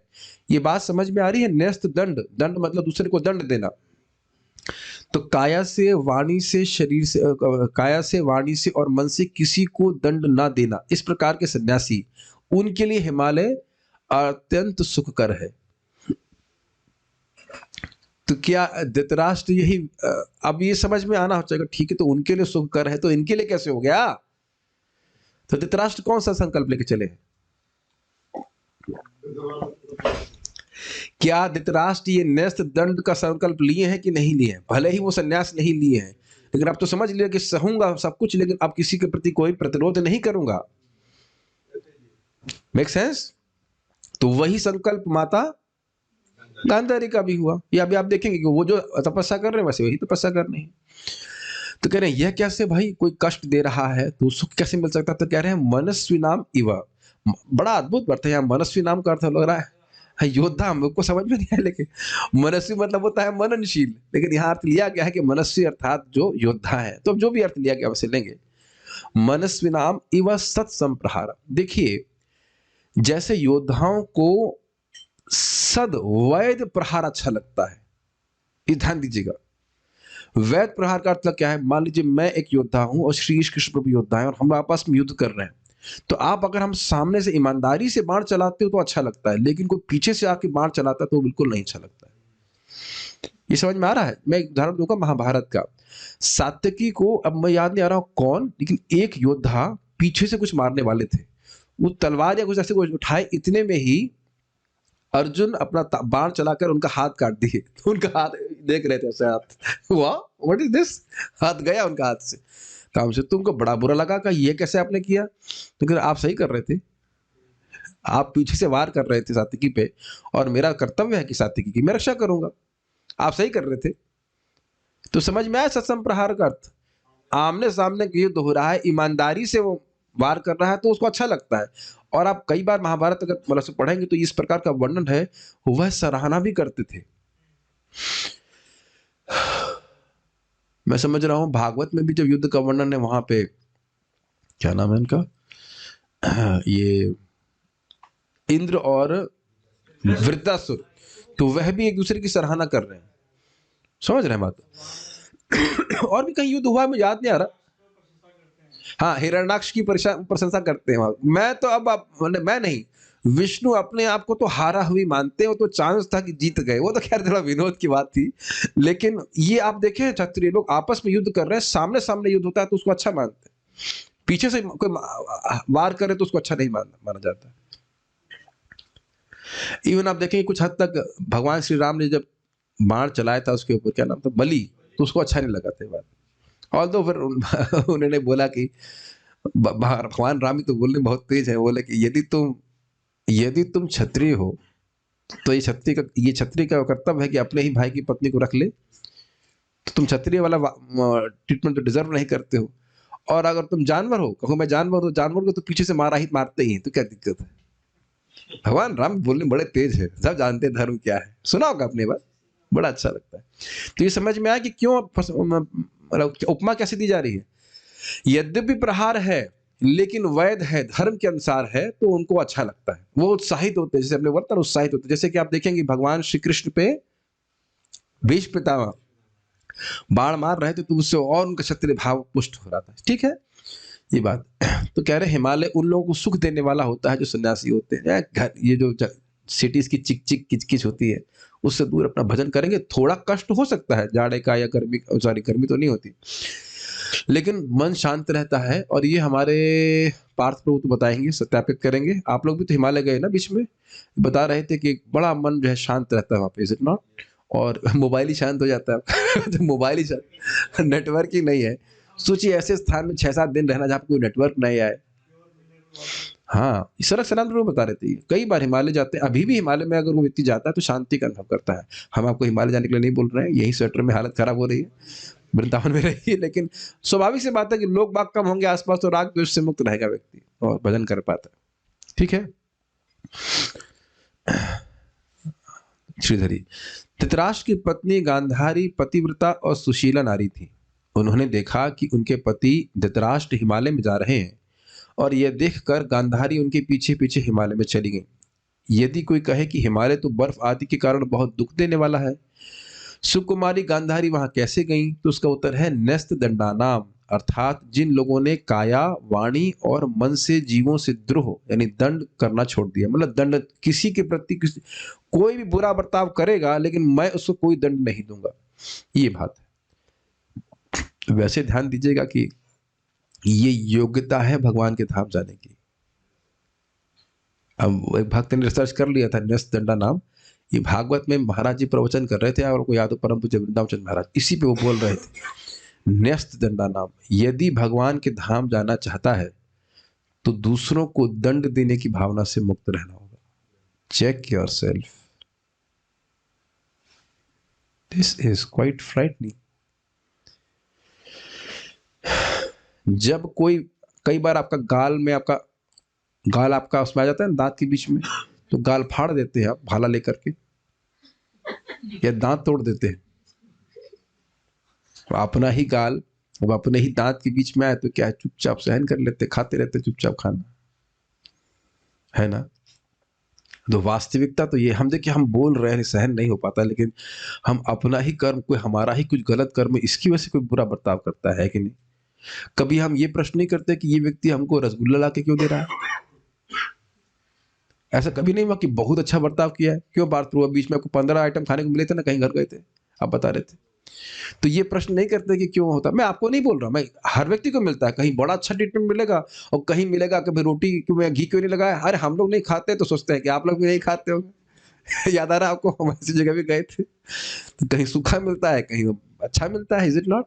प्राय तो साधुओं को अच्छा ही मिलता है, बुरा तो नहीं मिल रहा है। Is it not? कितना अच्छी बात है। प्रयास करें कि हम दिन प्रतिदिन धीरे धीरे करके दूसरों को दंड देने की भावना से मुक्त हो। ये देखिए मेरे शब्द नहीं, क्या 11:55 भूल गए आप? निर्वैर सर्वभूतेषु, we have to come to that level. अब जरूरी नहीं कि हमसे हर कोई व्यक्ति प्रेम करेगा, लेकिन आप अच्छा इससे पहले आप आगे चले जाए, इसमें विचार कीजिए। दूसरे को दंड देने की इच्छा है तो आप दंड दे लेंगे ना। यमराज हम ही को नियुक्त किया गया है ना। जिसने हमारे संग बुरा किया है सबको लाइन में ले आएंगे ना हम। और मान लो हमने दंड भी दे दिया तो भी हम सुखी हो जाएंगे क्या? फिर उस श्रृंखला में फंस जाएंगे ना, फिर वो हमको कभी और कष्ट देगा, ये देगा, इत्यादि इत्यादि। तो ये पढ़ के हम निकल सकते हैं कि नहीं। बड़ा बस मैं एक विरोध की बात कहूंगा। परम पूज्य वृंदावन चंद्र महाराज यहाँ पे क्लास दे रहे थे तो मुझे अच्छे से याद है, मेरे सामने घटना हुई। एक माता जी पूछी, माता जी को मतलब शिष्या जैसी थी उनकी बात। महाराज जी ये क्या ड्रागनों का भक्ति में भी हम डेटी वर्शिप कर सकते हैं? महाराज पहले समझा चुके थे भक्ति सामय सिंधु क्लास में कि भाई रागानुगा में क्रियाओं का अंतर नहीं होता है, बस में भक्त बहुत आसक्त हो जाता है। तो ऑब्वियसली बात बड़ा स्पष्ट है कि चाहे आप डेटी वर्शिप कर रहे हैं, चाहे आप जाप कर रहे हो, उसमें आपका अत्यंत आसक्ति होती है, वो रागानुगा का लक्षण है। तो महाराज बोले अब वो संन्यास ले लिया है तो हम डांट नहीं सकते हैं, नहीं तो बोलते गधी सबके सामने बोले गधी तुमको अभी तक समझ में नहीं आया। आप पता नहीं हो कितने लोग थे उस क्लास में, हम लोग बड़ा मजा आया था। रिकॉर्डिंग है वैसे उसकी, जो महाराज का भक्ति सामय सिंधु का लेक्चर है सब रिकॉर्ड किया, आप देखेंगे उसमें। पता नहीं उसमें दिन रिकॉर्डिंग थी कि नहीं, लेकिन बोले क्योंकि वही बोला था संन्यास ले लिया हूँ तो अब वाणी से भी दंड नहीं दे सकता हूँ, डांट नहीं सकता हूँ, तो इस कारण नहीं तो बोलता गधी कैसे करके, वो भी हंस नहीं दिया करके। पब्लिक में से बोल देना मतलब काफी लोग, पब्लिक में 50-60 लोग थे, जो भी 30 लोग होंगे। लेकिन ये बहुत बड़ी बात है, सन्यासी मतलब इस प्रकार का अभ्यास करना चाहिए। यानी कि वाणी से, शरीर से संयम करना चाहिए, भगवान की सेवा में लगाना चाहिए। तो आप कहेंगे कि प्रभुपाद जी डांटते नहीं थे। देखिए वो एक अलग चीज है, वो दंड नहीं दे रहे थे, वो शिक्षा दे रहे थे। समझ रहे बात? अपने प्रति कोई खराब होता हो, प्रभुपाद कभी नहीं रिवोल्ट करते थे। Make sense?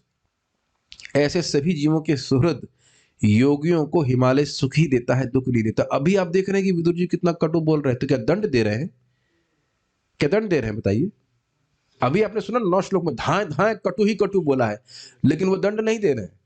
ऐसा नहीं कि धृतराष्ट्र ने कुछ के प्रति द्रोह कर रहे हो, उनका लाभ करना चाहते हैं, ठीक है ना? तो ऐसे जीवों को हिमालय बहुत सुख देता है। किसको? जो सभी के सुहृद हैं, भक्ति करना चाहते हैं इस प्रकार से। यह उसी तरह से होता है जिस तरह युद्ध में वीरों को तीव्र संप्रहार सुख देता है। जहां जहां संप्रहारम यह पाठ है, उसके अनुसार सत संप्रहारम पद का अर्थ होगा युद्ध में। युद्ध मतलब युद्ध में जैसे वीरों को अच्छा लगता है, या फिर युद्ध में भी अगर आमने सामने की लड़ाई होती है और ठीक ठीक धर्म के अनुसार युद्ध किया जाता है तो उसको अच्छा लगता है, ठीक है। जैसे अगर आपको याद हो कि क्या नाम था उनका, जाम्बवती के लड़के का, सांब जब लक्ष्मणा का अपहरण करके लेके आए थे तो 5 वीरों ने मिल करके उनको पकड़ा था। ये पढ़ा है आपने कृष्ण बुक में? नहीं पढ़ा ना, महंगी किताब है ना। हाँ ठीक, हाँ स्टॉक पता है, बहुत स्टॉक है, फ्री में ले सकते हैं। तो कृष्ण बुक पढ़ेंगे तो उसमें 5 वीरों ने मिल करके सांब को पकड़ा। ये अच्छा नहीं माना गया था, बिल्कुल अच्छा नहीं माना गया था। तो ये चीज गलत है। सामने सामने का युद्ध करो, क्या दिक्कत है? तात्पर्य, सुबल की पुत्री तथा राजा धृतराष्ट्र की पत्नी सौबलिनी अर्थात गांधारी अत्यंत पति परायणा आदर्श पत्नी थी। वैदिक सभ्यता में साध्वी तथा पतिव्रता स्त्रियां होती थीं, जिनमें से गांधारी का भी वर्णन इतिहास में पाया जाता है। स्पष्ट है, लक्ष्मी जी सीता देवी एक महान राजा की पुत्री होते हुए भी अपने पति भगवान रामचंद्र के पीछे पीछे जंगल में गईं। इसकी बात मैं उदाहरण दे चुका हूं। इसी प्रकार समान स्त्री की तरह गांधारी अपने घर या मायके में रह सकती थी, किंतु साध्वी तथा भद्र महिला की भांति बिना कुछ विचार किए उन्होंने अपने पति का अनुसरण किया। विदुर ने धृतराष्ट्र को वानप्रस्थ आश्रम के उपदेश दिए थे और गांधारी अपने पति के साथ साथ रहीं, किंतु उन्होंने यह नहीं कहा कि तुम मेरे साथ चलो, क्योंकि उस समय वे उसी तरह दृढ़ संकल्प थे जिस प्रकार एक महान योद्धा युद्ध भूमि में सभी प्रकार के खतरों को झेलता है और यह उसको बहुत सुख में लगता है। जैसे मैंने एक सुनी थी, मुझे बड़ी रोमांचक बात लगी थी कि जब कारगिल का युद्ध हो रहा था तो भारत का एक सैनिक से मेरा मतलब वो एक ऑफिसर थे, वो बोले कि या तो मैं इसको जीत के आऊंगा और नहीं तो तिरंगे में लिपट के आऊंगा। अरे बोलना बहुत बड़ी, और वाकई उनकी मृत्यु हो गई। नाम भूल रहा हूं उनका, मैं नाम नहीं जानता, पर कहीं तो मैं कोई व्यक्ति मुझे कोई भेजा था या कैसे मैं उसको पढ़ा, but it's very amazing is it not. या तो मैं उसको, और जीत भी लिए थे, उसको मार दिए, वहां के आतंकवादी को मार दिए थे भारत ने, जो भी थी वो जो पहाड़ी थी वो जीत ली, और लेकिन उनकी उसमें मृत्यु हो गई थी। But really needs a courage is it not? आपको पता है, देखो हम मर जाए अलग बात है, इतना सामर्थ्य होना कि मुझे पता है कि मैं आज वहां जाऊंगा युद्ध पे तो मर जाऊंगा और फिर भी जाए, it's not an ordinary thing. Vikram Batra जो भी रहे हो, बट इट्स रियली करेजियस। ऐसा सामर्थ्य, ये बहुत बड़ी बात। मैं बोल रहा हूं तो मैं गुणगान करना चाहता हूं कि भारत की सेना में जितना मतलब अभी कह सकते हैं ना सामर्थ्य है, जितना पराक्रम है, और मैंने सुना है कि पाकिस्तान की भी सेना में, हमने सुना ऐसा कि वहां के लोग भी बड़े ही क्षत्रिय स्वभाव के, जो भी सेना, पता नहीं कितना सत्य है, हम लोग सुना है लोगों से, कि मुझे नहीं पता, आई डोंट नो, बट देखिए मैं एक इंडिपेंडेंटली ग्लोरीफाई कर रहा हूँ। उस तरह से अमेरिका के लोग नहीं है, वो डरते हैं युद्ध करने में। आज हाँ वो मशीनों से बस गेम खेल रहे हो, वीडियो गेम बटन दबाया मार दिया। आज भी भारत के बहुत से सैनिक, प्राय सभी सैनिक बड़े ही मतलब जुझारू और इस प्रकार से होने वाले हैं। हाँ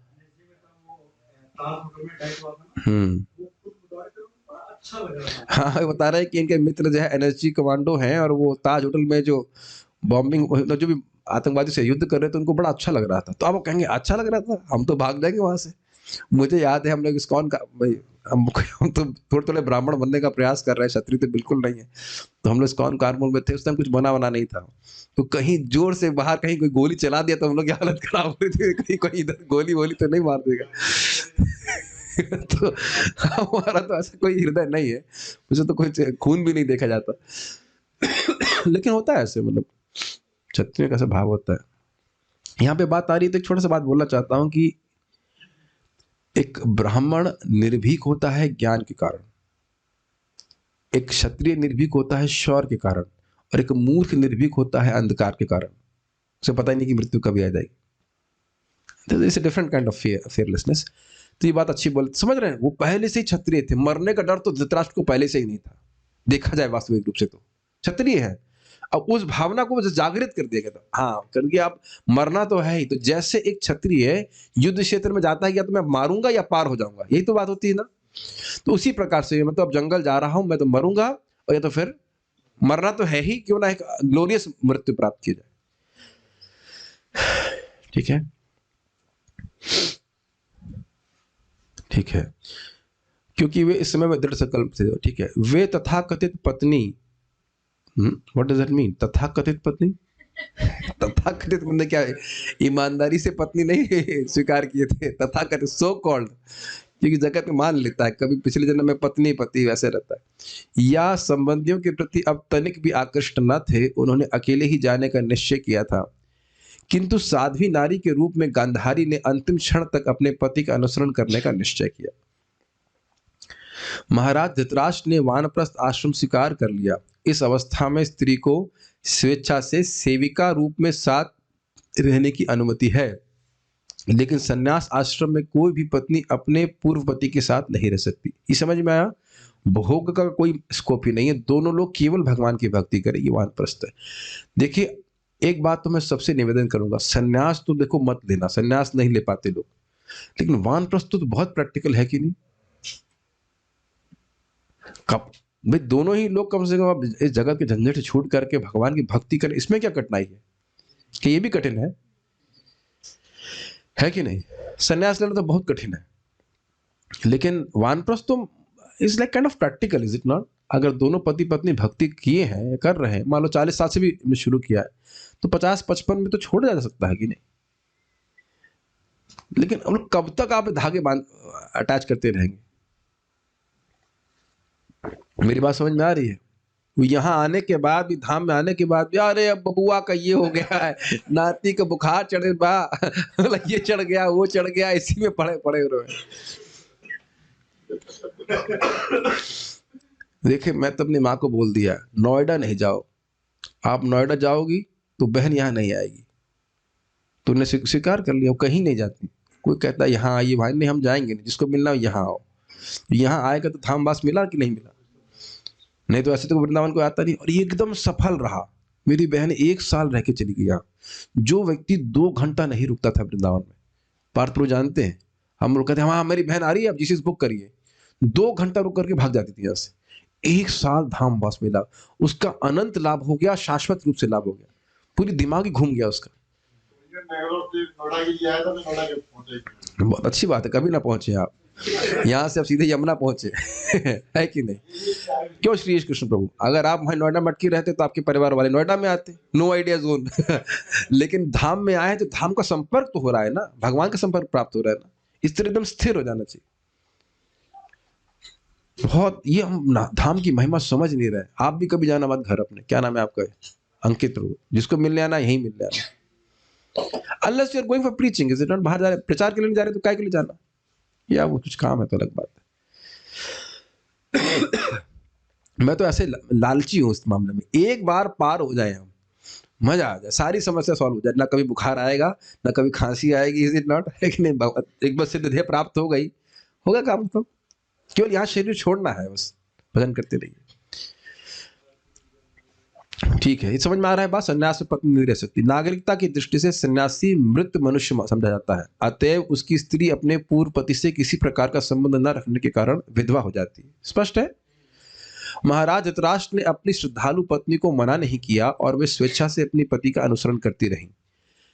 सन्यासी लोग सन्यास आश्रम के प्रतीक स्वरूप दंड धारण करते हैं। सन्यासी 2 प्रकार के होते हैं। श्रीपाद शंकराचार्य के मायावादी दर्शन का अनुसरण करते हैं, वे केवल एक दंड स्वीकार करते हैं, मैं जीव और ब्रह्म एक है, भगवान एक, ऐसे बोलते हैं। किंतु जो वैष्णव दर्शन का पालन करते हैं वे 3 संयुक्त दंड धारण करते हैं, त्रिदंडी, अर्थात मन से, वाणी से और कर्मों से भगवान को सेवा करना है, भगवान की ही सेवा करनी है। मायावादी सन्यासी एक दंडी स्वामी होते हैं, जबकि वैष्णव सन्यासी त्रिदंडी स्वामी, या और स्पष्टता से कहा जाए तो त्रिदंडी गोस्वामी कहलाते हैं, जिससे मायावादी चिंतकों से अंतर किया जा सके। एक दंडी स्वामी अधिकांशतः हिमालय के प्रेमी होते हैं, लेकिन वैष्णव सन्यासी वृंदावन तथा पुरी के लिए इच्छुक रहते हैं, जिसे महाप्रभु ने दर्शाया। वैष्णव सन्यासी नरोत्तम होते हैं, जबकि मायावादी सन्यासी धीर होते हैं। ये थोड़ा समझ में आ रहा है? नरोत्तम की डेफिनेशन क्या थी? जो पूरा जीवन भक्ति करता रहा, ठीक, और अंत में भी भक्ति किया। धीर व्यक्ति है, एंड में आकर कुछ आध्यात्मिक अनुशीलन कर रहा है। महाराज धृतराष्ट्र को धीरों का अनुगमन करने की सलाह दी गई थी, क्योंकि उस अवस्था में उनके लिए नरोत्तम बन पाना कठिन था। ठीक है, स्पष्ट है। तो ये बहुत प्रैक्टिकल है। अगर आप कहो कि हम वानप्रस्थ भी नहीं स्वीकार कर सकते, तो फिर ये क्या बोले, डांट तो नहीं लगाना चाहते, लेकिन अच्छा नहीं। आखिरी श्लोक आज का, आखिरी श्लोक है कि और भी है इसमें? 31 ही तो है ना। अब इन दोनों के चले गए, ये तो ये लोग बताए नहीं कि हम कहाँ जा रहे हैं। तो युधिष्ठिर महाराज पे क्या प्रभाव हुआ, युधिष्ठिर महाराज को क्या हुआ देख करके, तो ये देख रहे हैं आप। अजात शत्रु कृत मैत्रो हुताग्नि, अजात शत्रुः कृतमैत्रो हुताग्नि, विप्रान्नत्वा तिलगो भूमिरुक्मैः, विप्रान्नत्वा तिलघो भूमिरुक्मैः, गृहं प्रविष्टो गुरुवन्दनाय, गृहं प्रविष्टो गुरुवन्दनाय, न चापश्यत् पितरौ सौबलिं च, न च पश्यत् पितरौ सौबलिं च। अजात शत्रु महाराज युधिष्ठिर ने वंदना करके, सूर्यदेव को अग्नि यज्ञ अर्पित करके तथा ब्राह्मणों को नमस्कार करके एवं उन्हें अन्न, गाय, भूमि तथा स्वर्ण अर्पित करके अपने नैतिक मतलब नित्य प्रातःकालीन कर्म किए। तत्पश्चात वे गुरुजनों का अभिवादन करने के लिए राजमहल में प्रविष्ट हुए, किंतु उन्हें न तो उनके ताऊ मिले, न ही राजा सुबल की पुत्री गंधारी अर्थात ताई मिली, और विदुर जी भी नहीं मिले। अनुवाद देखिए। कृत मैत्र, देवताओं की वंदना करते। ओम मित्राय नमः, क्या मतलब है इसका? सूर्यदेव को प्रणाम करता हूं। तो मित्र शब्द जो है वो सूर्यदेव के लिए है। तो कृत मैत्र का अर्थ है कि संध्या वंदन करके, सूर्य की उपासना करके। अब समझ में आया प्रभुपाद जी अनुवाद में क्यों लिख रहे हैं कि सूर्य की पूजा करके? अब आप कहेंगे भाई युधिष्ठिर महाराज तो परम भागवत है, ये सूर्यदेव की उपासना क्यों कर रहे हैं, अनन्य भक्ति क्यों नहीं कर रहे? भाई देखिए, वह एक क्षत्रिय है, वह राजा है, तो वह सब भी कर्तव्य करते हैं जो करना चाहिए, लेकिन वह भी जानते हैं कि सूर्यदेव पहली बात तो भगवान के भक्त हैं, उसके अंदर भी सूर्य नारायण है। ठीक है, अगर कोई किसी अनन्य भक्त को ऑब्जेक्शन हो तो इसलिए क्लियर कर दे रहा हूं। हुताग्नि, हुताग्नि का बड़ा स्पष्ट है, अग्निहोत्र आदि यज्ञ करके। तो हरे कृष्णा क्यों नहीं कर रहे हैं? हरे कृष्णा भी कर रहे हैं, भगवान भी अग्निहोत्र यज्ञ करते हैं, एक राजा को करना पड़ता है। अजात शत्रु युधिष्ठिर, यानी कि संध्या वंदन करके, सुबह वाला जो गायत्री वगैरह सब करके और अग्निहोत्र यज्ञ करके। अजात शत्रु यानी कि कोई शत्रु नहीं था युधिष्ठिर महाराज। विप्रान नत्वा, बड़ा स्पष्ट है, विप्र मतलब ब्राह्मण, नत्वा मतलब प्रणाम करके, ब्राह्मणों को नमस्कार करके एवं उनको तिल गो भूमि रुक्मय, तिल मतलब तेल, गो मतलब गाय, भूमि मतलब भूमि, और रुक्मय मतलब स्वर्ण, रुक्मणी इसीलिए शब्द है उनका जो वर्ण था वह है स्वर्ण वर्ण से। पता नहीं रुक्मी का भी था कि नहीं, लेकिन मुझे नहीं पता। अन्न, गौवों, भूमि तथा स्वर्ण को अर्पित करके, गुरु वंदनाया, अपने गुरुजनों को नमस्कार करने के लिए। तो गुरुजन में आ गया कौन कौन से बताइए?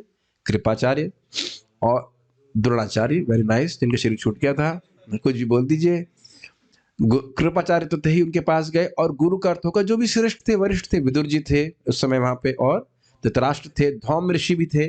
धौम ऋषि उनके राज्य में मैं समझता हूँ राजपुरोहित शायद, नॉट श्योर, थे ना, कभी कभार आते। धौम में राजपुरोहित नहीं थे, कृपाचार्य ही थे। अब जो भी रहा हो, धौम में भगवान श्री राम के समय में रहे, दोनों टाइम में थे, लेकिन उनके राज्य में रहते थे, मतलब उनके उनके महल में दे रहते थे, मैं श्योर नहीं हूँ। एनीवेज, जो भी अन्य गुरु रहे, और स्वाभाविक सी बात है धृतराष्ट्र को भी गुरु है कि वो श्रेष्ठ है, तो उनकी वंदना करने के लिए गृहम प्रविष्ठा अर्थात उनके महल के भीतर प्रवेश किए। पितरौ, पितरौ शब्द यहाँ पे द्विवचन में है, तो किंतु उन्होंने धृतराष्ट्र एवं विदुर सौबलिम च व गंधारी को न अपश्यत, वहां नहीं देखा। तो ये उनको बड़ा आश्चर्य हुआ। अजात शत्रु अर्थात युधिष्ठिर महाराज कृत मैत्रो सूर्यदेव की उपासना करके, हुताग्नि अग्नि को आहुति देके, अग्निहोत्र यज्ञ करके, विप्रान नत्वा ब्राह्मणों को नमस्कार करके, तिल गो भूमि रुक्मयी और तिल गाय भूमि और स्वर्ण उनको दे करके, गृहम प्रविष्टो घर महल में प्रवेश किए। किस लिए किए? गुरु वंदन आया, गुरु की वंदना करने के लिए, श्रेष्ठ व्यक्तियों की वंदना करने के लिए। कितना सुंदर कल्चर है देखिए गृहस्थ आश्रम में भी। ना चा पश्यत, और उन्होंने नहीं देखा। किसको नहीं देखा? पितरौ दुर्योधन सॉरी धृतराष्ट्र और विदुर जी को नहीं देखा। और कोई और क्या? सौबलिम चा माता को नहीं देखा। देख रहे हैं कि अन्वय समझ लेने से संस्कृत कितनी आसानी समझ में आती है, यद्यपि आप संस्कृत ना भी जानते हो। उम्मीद कर रहा हूं उम्मीद कर रहा हूं। और आप देखेंगे कि अजात शत्रु कम से कम 10 बार तो मैं लगता है आ ही चुका होगा शब्द। अगर आप नियमित रूप से भागवतम सुन रहे हैं, अजात शत्रु मतलब जिसका शत्रु कभी जन्म ही नहीं लिया। कौन है वो? युधिष्ठिर महाराज, है कि नहीं? ओके। विप्र शब्द आप समझते हो, नत्वा समझते हो, बार बार वो शब्द सुनते सुनते संस्कृत आने लगती है। बस कृतमैत्र श्रीधरी, कृतमैत्र पद का होना चाहिए, पद का विग्रह है। कृतम मैत्रम मित्र दैवत्यम संध्या वंदनम ये नाम। बेसिकली बात है कि मैत्र मतलब सूर्यदेव, उनकी उपासना करके। मूल में पितरौ शब्द से धृतराष्ट्र और विदुर दोनों कहे गए हैं, द्विवचन है मूल मतलब संस्कृत में।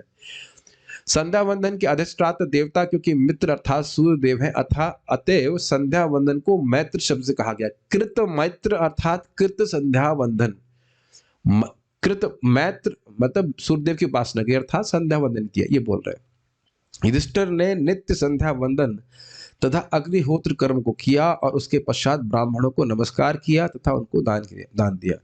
ये एक बहुत महत्वपूर्ण बात है कि आप यहाँ देख रहे हैं कि अर्थ जो है आचार्यों के अनुसार ले जा रहा है। कितनी बड़ी सहायता है।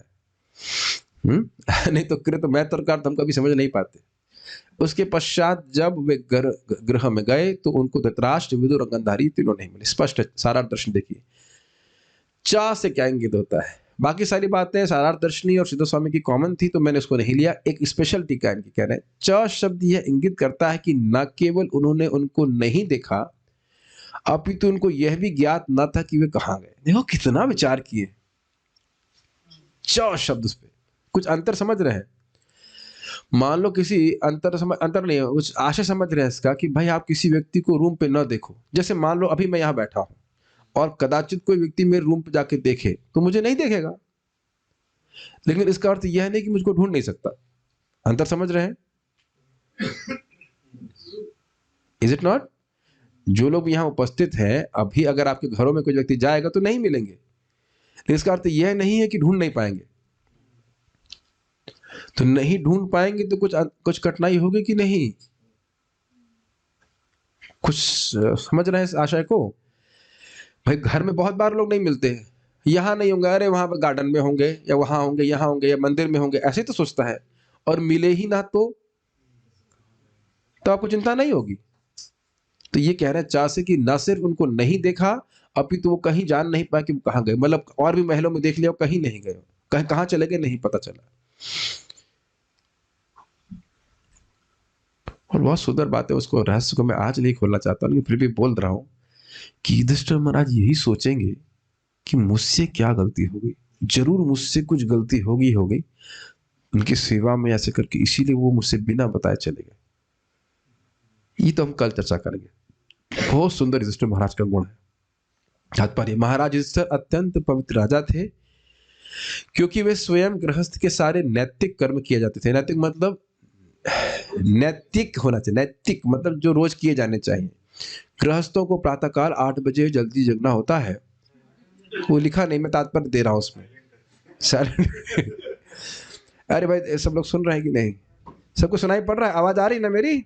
हाँ हाँ, कृष्णारविंद प्रभु आपको आवाज आ रही है? सुनाई पड़ रहा है?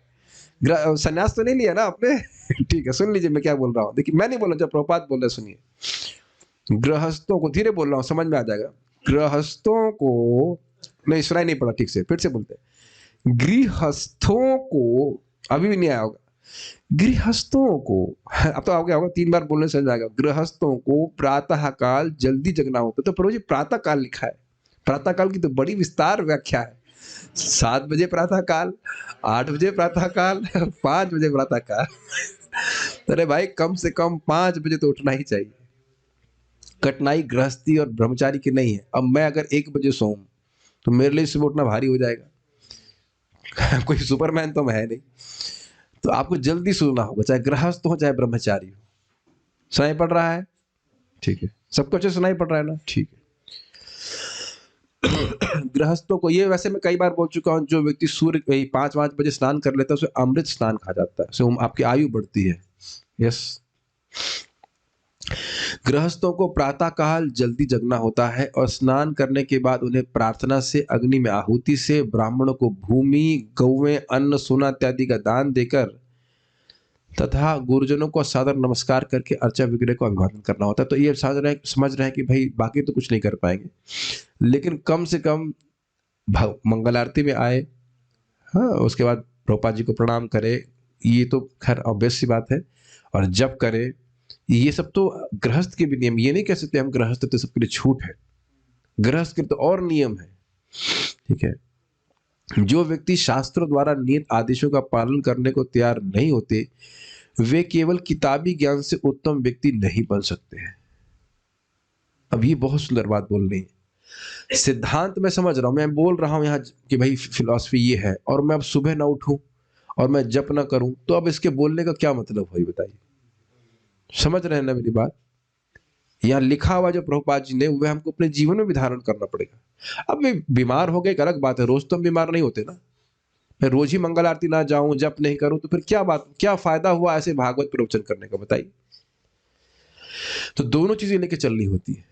जाप करे, सुबह उठे, ये बात बहुत अच्छी मुझे एक बार गोड़ाकेश प्रभु की लगी थी। भाई शास्त्र ज्ञान है, लेकिन सुबह उठना बहुत जरूरी, इसलिए मैं एक भक्त को बहुत डांटता हूँ, उनको भागवत पढ़ने में रुचि है, मैं बोलता हूँ कि जल्दी सोइए। ये नहीं कि आप 12-1 बजे तक पढ़ रहे हैं फिर सुबह आप 7 लगने नहीं उठ पा रहे हैं। दोनों चीज महत्व, देखिए एक चीज महत्वपूर्ण है, इसका अर्थ ये नहीं कि दूसरी चीज महत्वपूर्ण नहीं है। ये नहीं कि आप इतनी देर तक पढ़ोगे फिर आप सुबह उठ ही नहीं पाओ, और ये भी देखिए आप 12-1 बजे तक आप पढ़ोगे, चाहे भागवत ही पढ़ रहे हैं, अब अगर राघव का मार्ग नहीं है तो फिर सुबह उठना बहुत भारी लगेगा, और मान लो उठ भी गए तो जब कर नहीं पाएंगे ठीक से। तो दोनों चीजें बैलेंस लेके चले और जीवन भर भक्ति करें। मैं बारंबार भक्तों को बोल रहा हूँ, जीवन भर भक्ति करनी है। एक दिन में आप नहीं भक्त बन जाएंगे, नहीं होता ऐसा। तो इसलिए प्रयास करें, दोनों चीजें होनी चाहिए। आधुनिक गृहस्थों को विभिन्न प्रकार की जीवन शैलियों की आदत हो गई है, जैसे कि देर से जगना, वाह,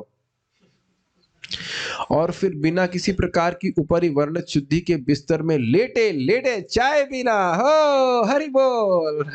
ये तो हमारे लिवर के लिए और हमारे किडनी के लिए अत्यंत पवित्र करने वाला है ना। जो बेड टी है वो इतना पवित्र करती है, आपके लिवर को इतना मतलब नरिश कर देती है कि आपका जीवन हमेशा सुखी रहेगा। जहां आप 50 इस जगत में 80 साल आप दुख भोगते, 50 में ही छूट जाएंगे, है ना। तो यही करना चाहिए। सुनाई, ये तो सुनाई पड़ रहा होगा पूरे लेक्चर से, इतना तो आप जरूर स्मरण कर लेंगे। हाँ, आंवले जूस की जगह चाय जूस पिए तो जल्दी जल्दी छूटे और भगवान के पास पहुंच जाए, यही तो है। तो खैर मैं नहीं समझ रहा हूँ कोई भक्त ऐसा करता होगा, हम तो विनोद कर रहे हैं। कोई अगर अभक्त सुन रहा होगा, कभी गलती से इस प्रवचन को सुन रहा होगा, तो भाई ये सब नहीं करना चाहिए। गंदे चाय तो ऐसे भी नहीं कभी पीनी चाहिए, और गंदे मुख से गरम गरम चाय पीना तो बहुत ही नुकसानदायक है।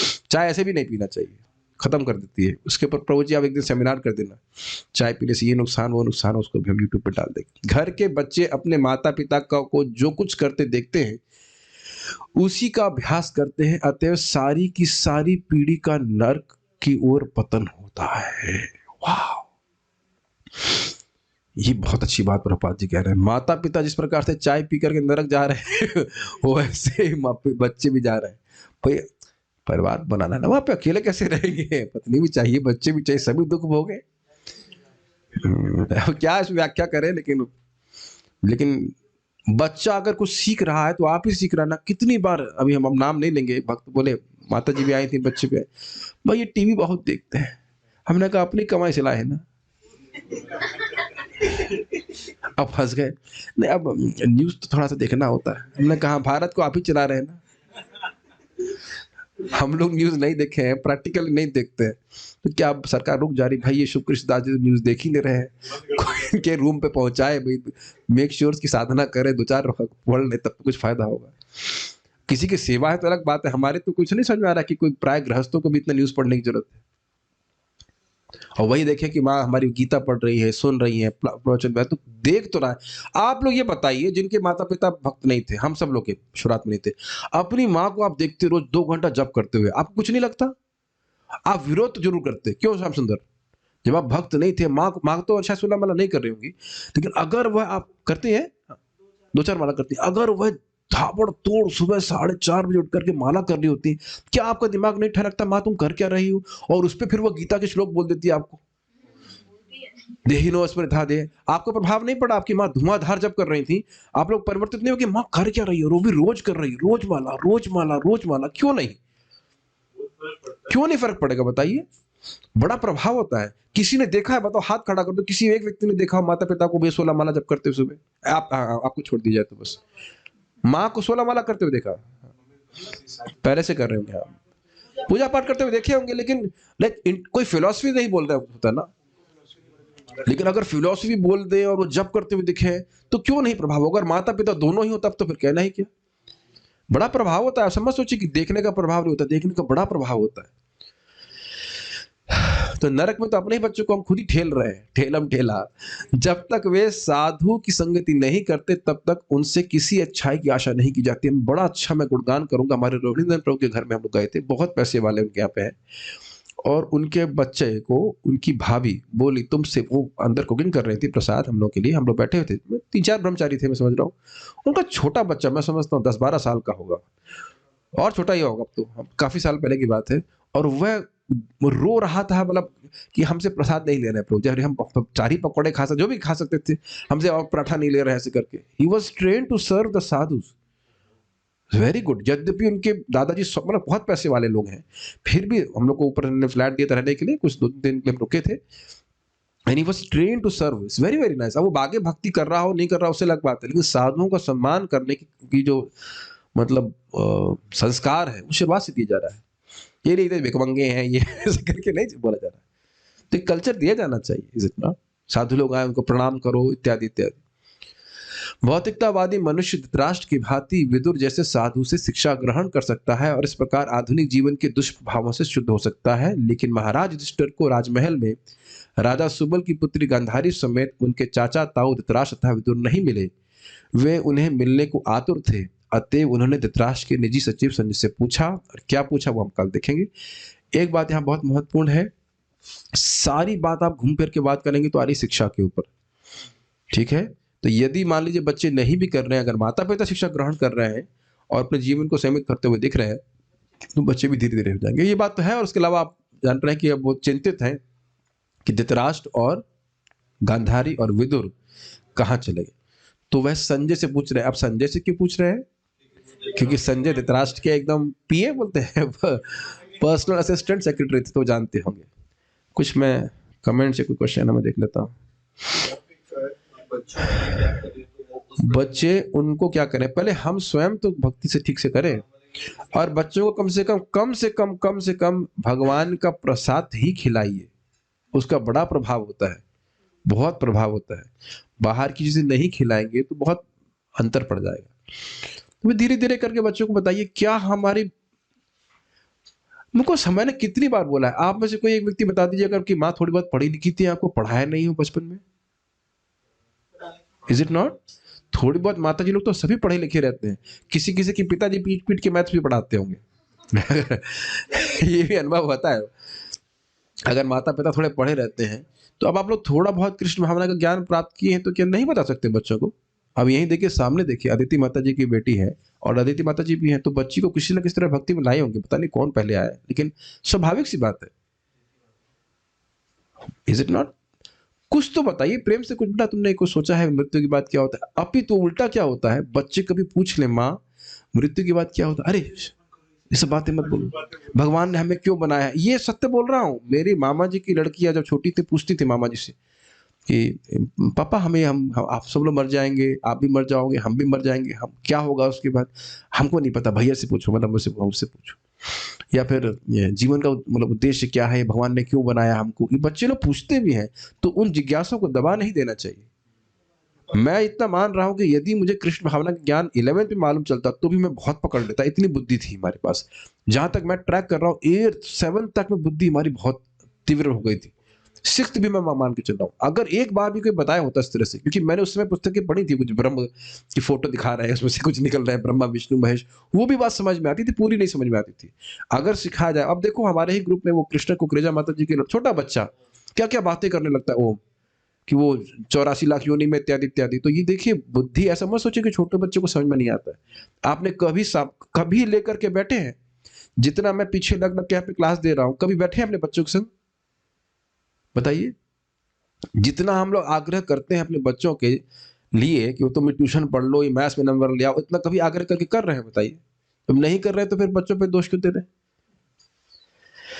थोड़ा समय दीजिए, आधा घंटा 1 घंटा, कुछ तो भगवान के बारे में बताइए। ठीक है।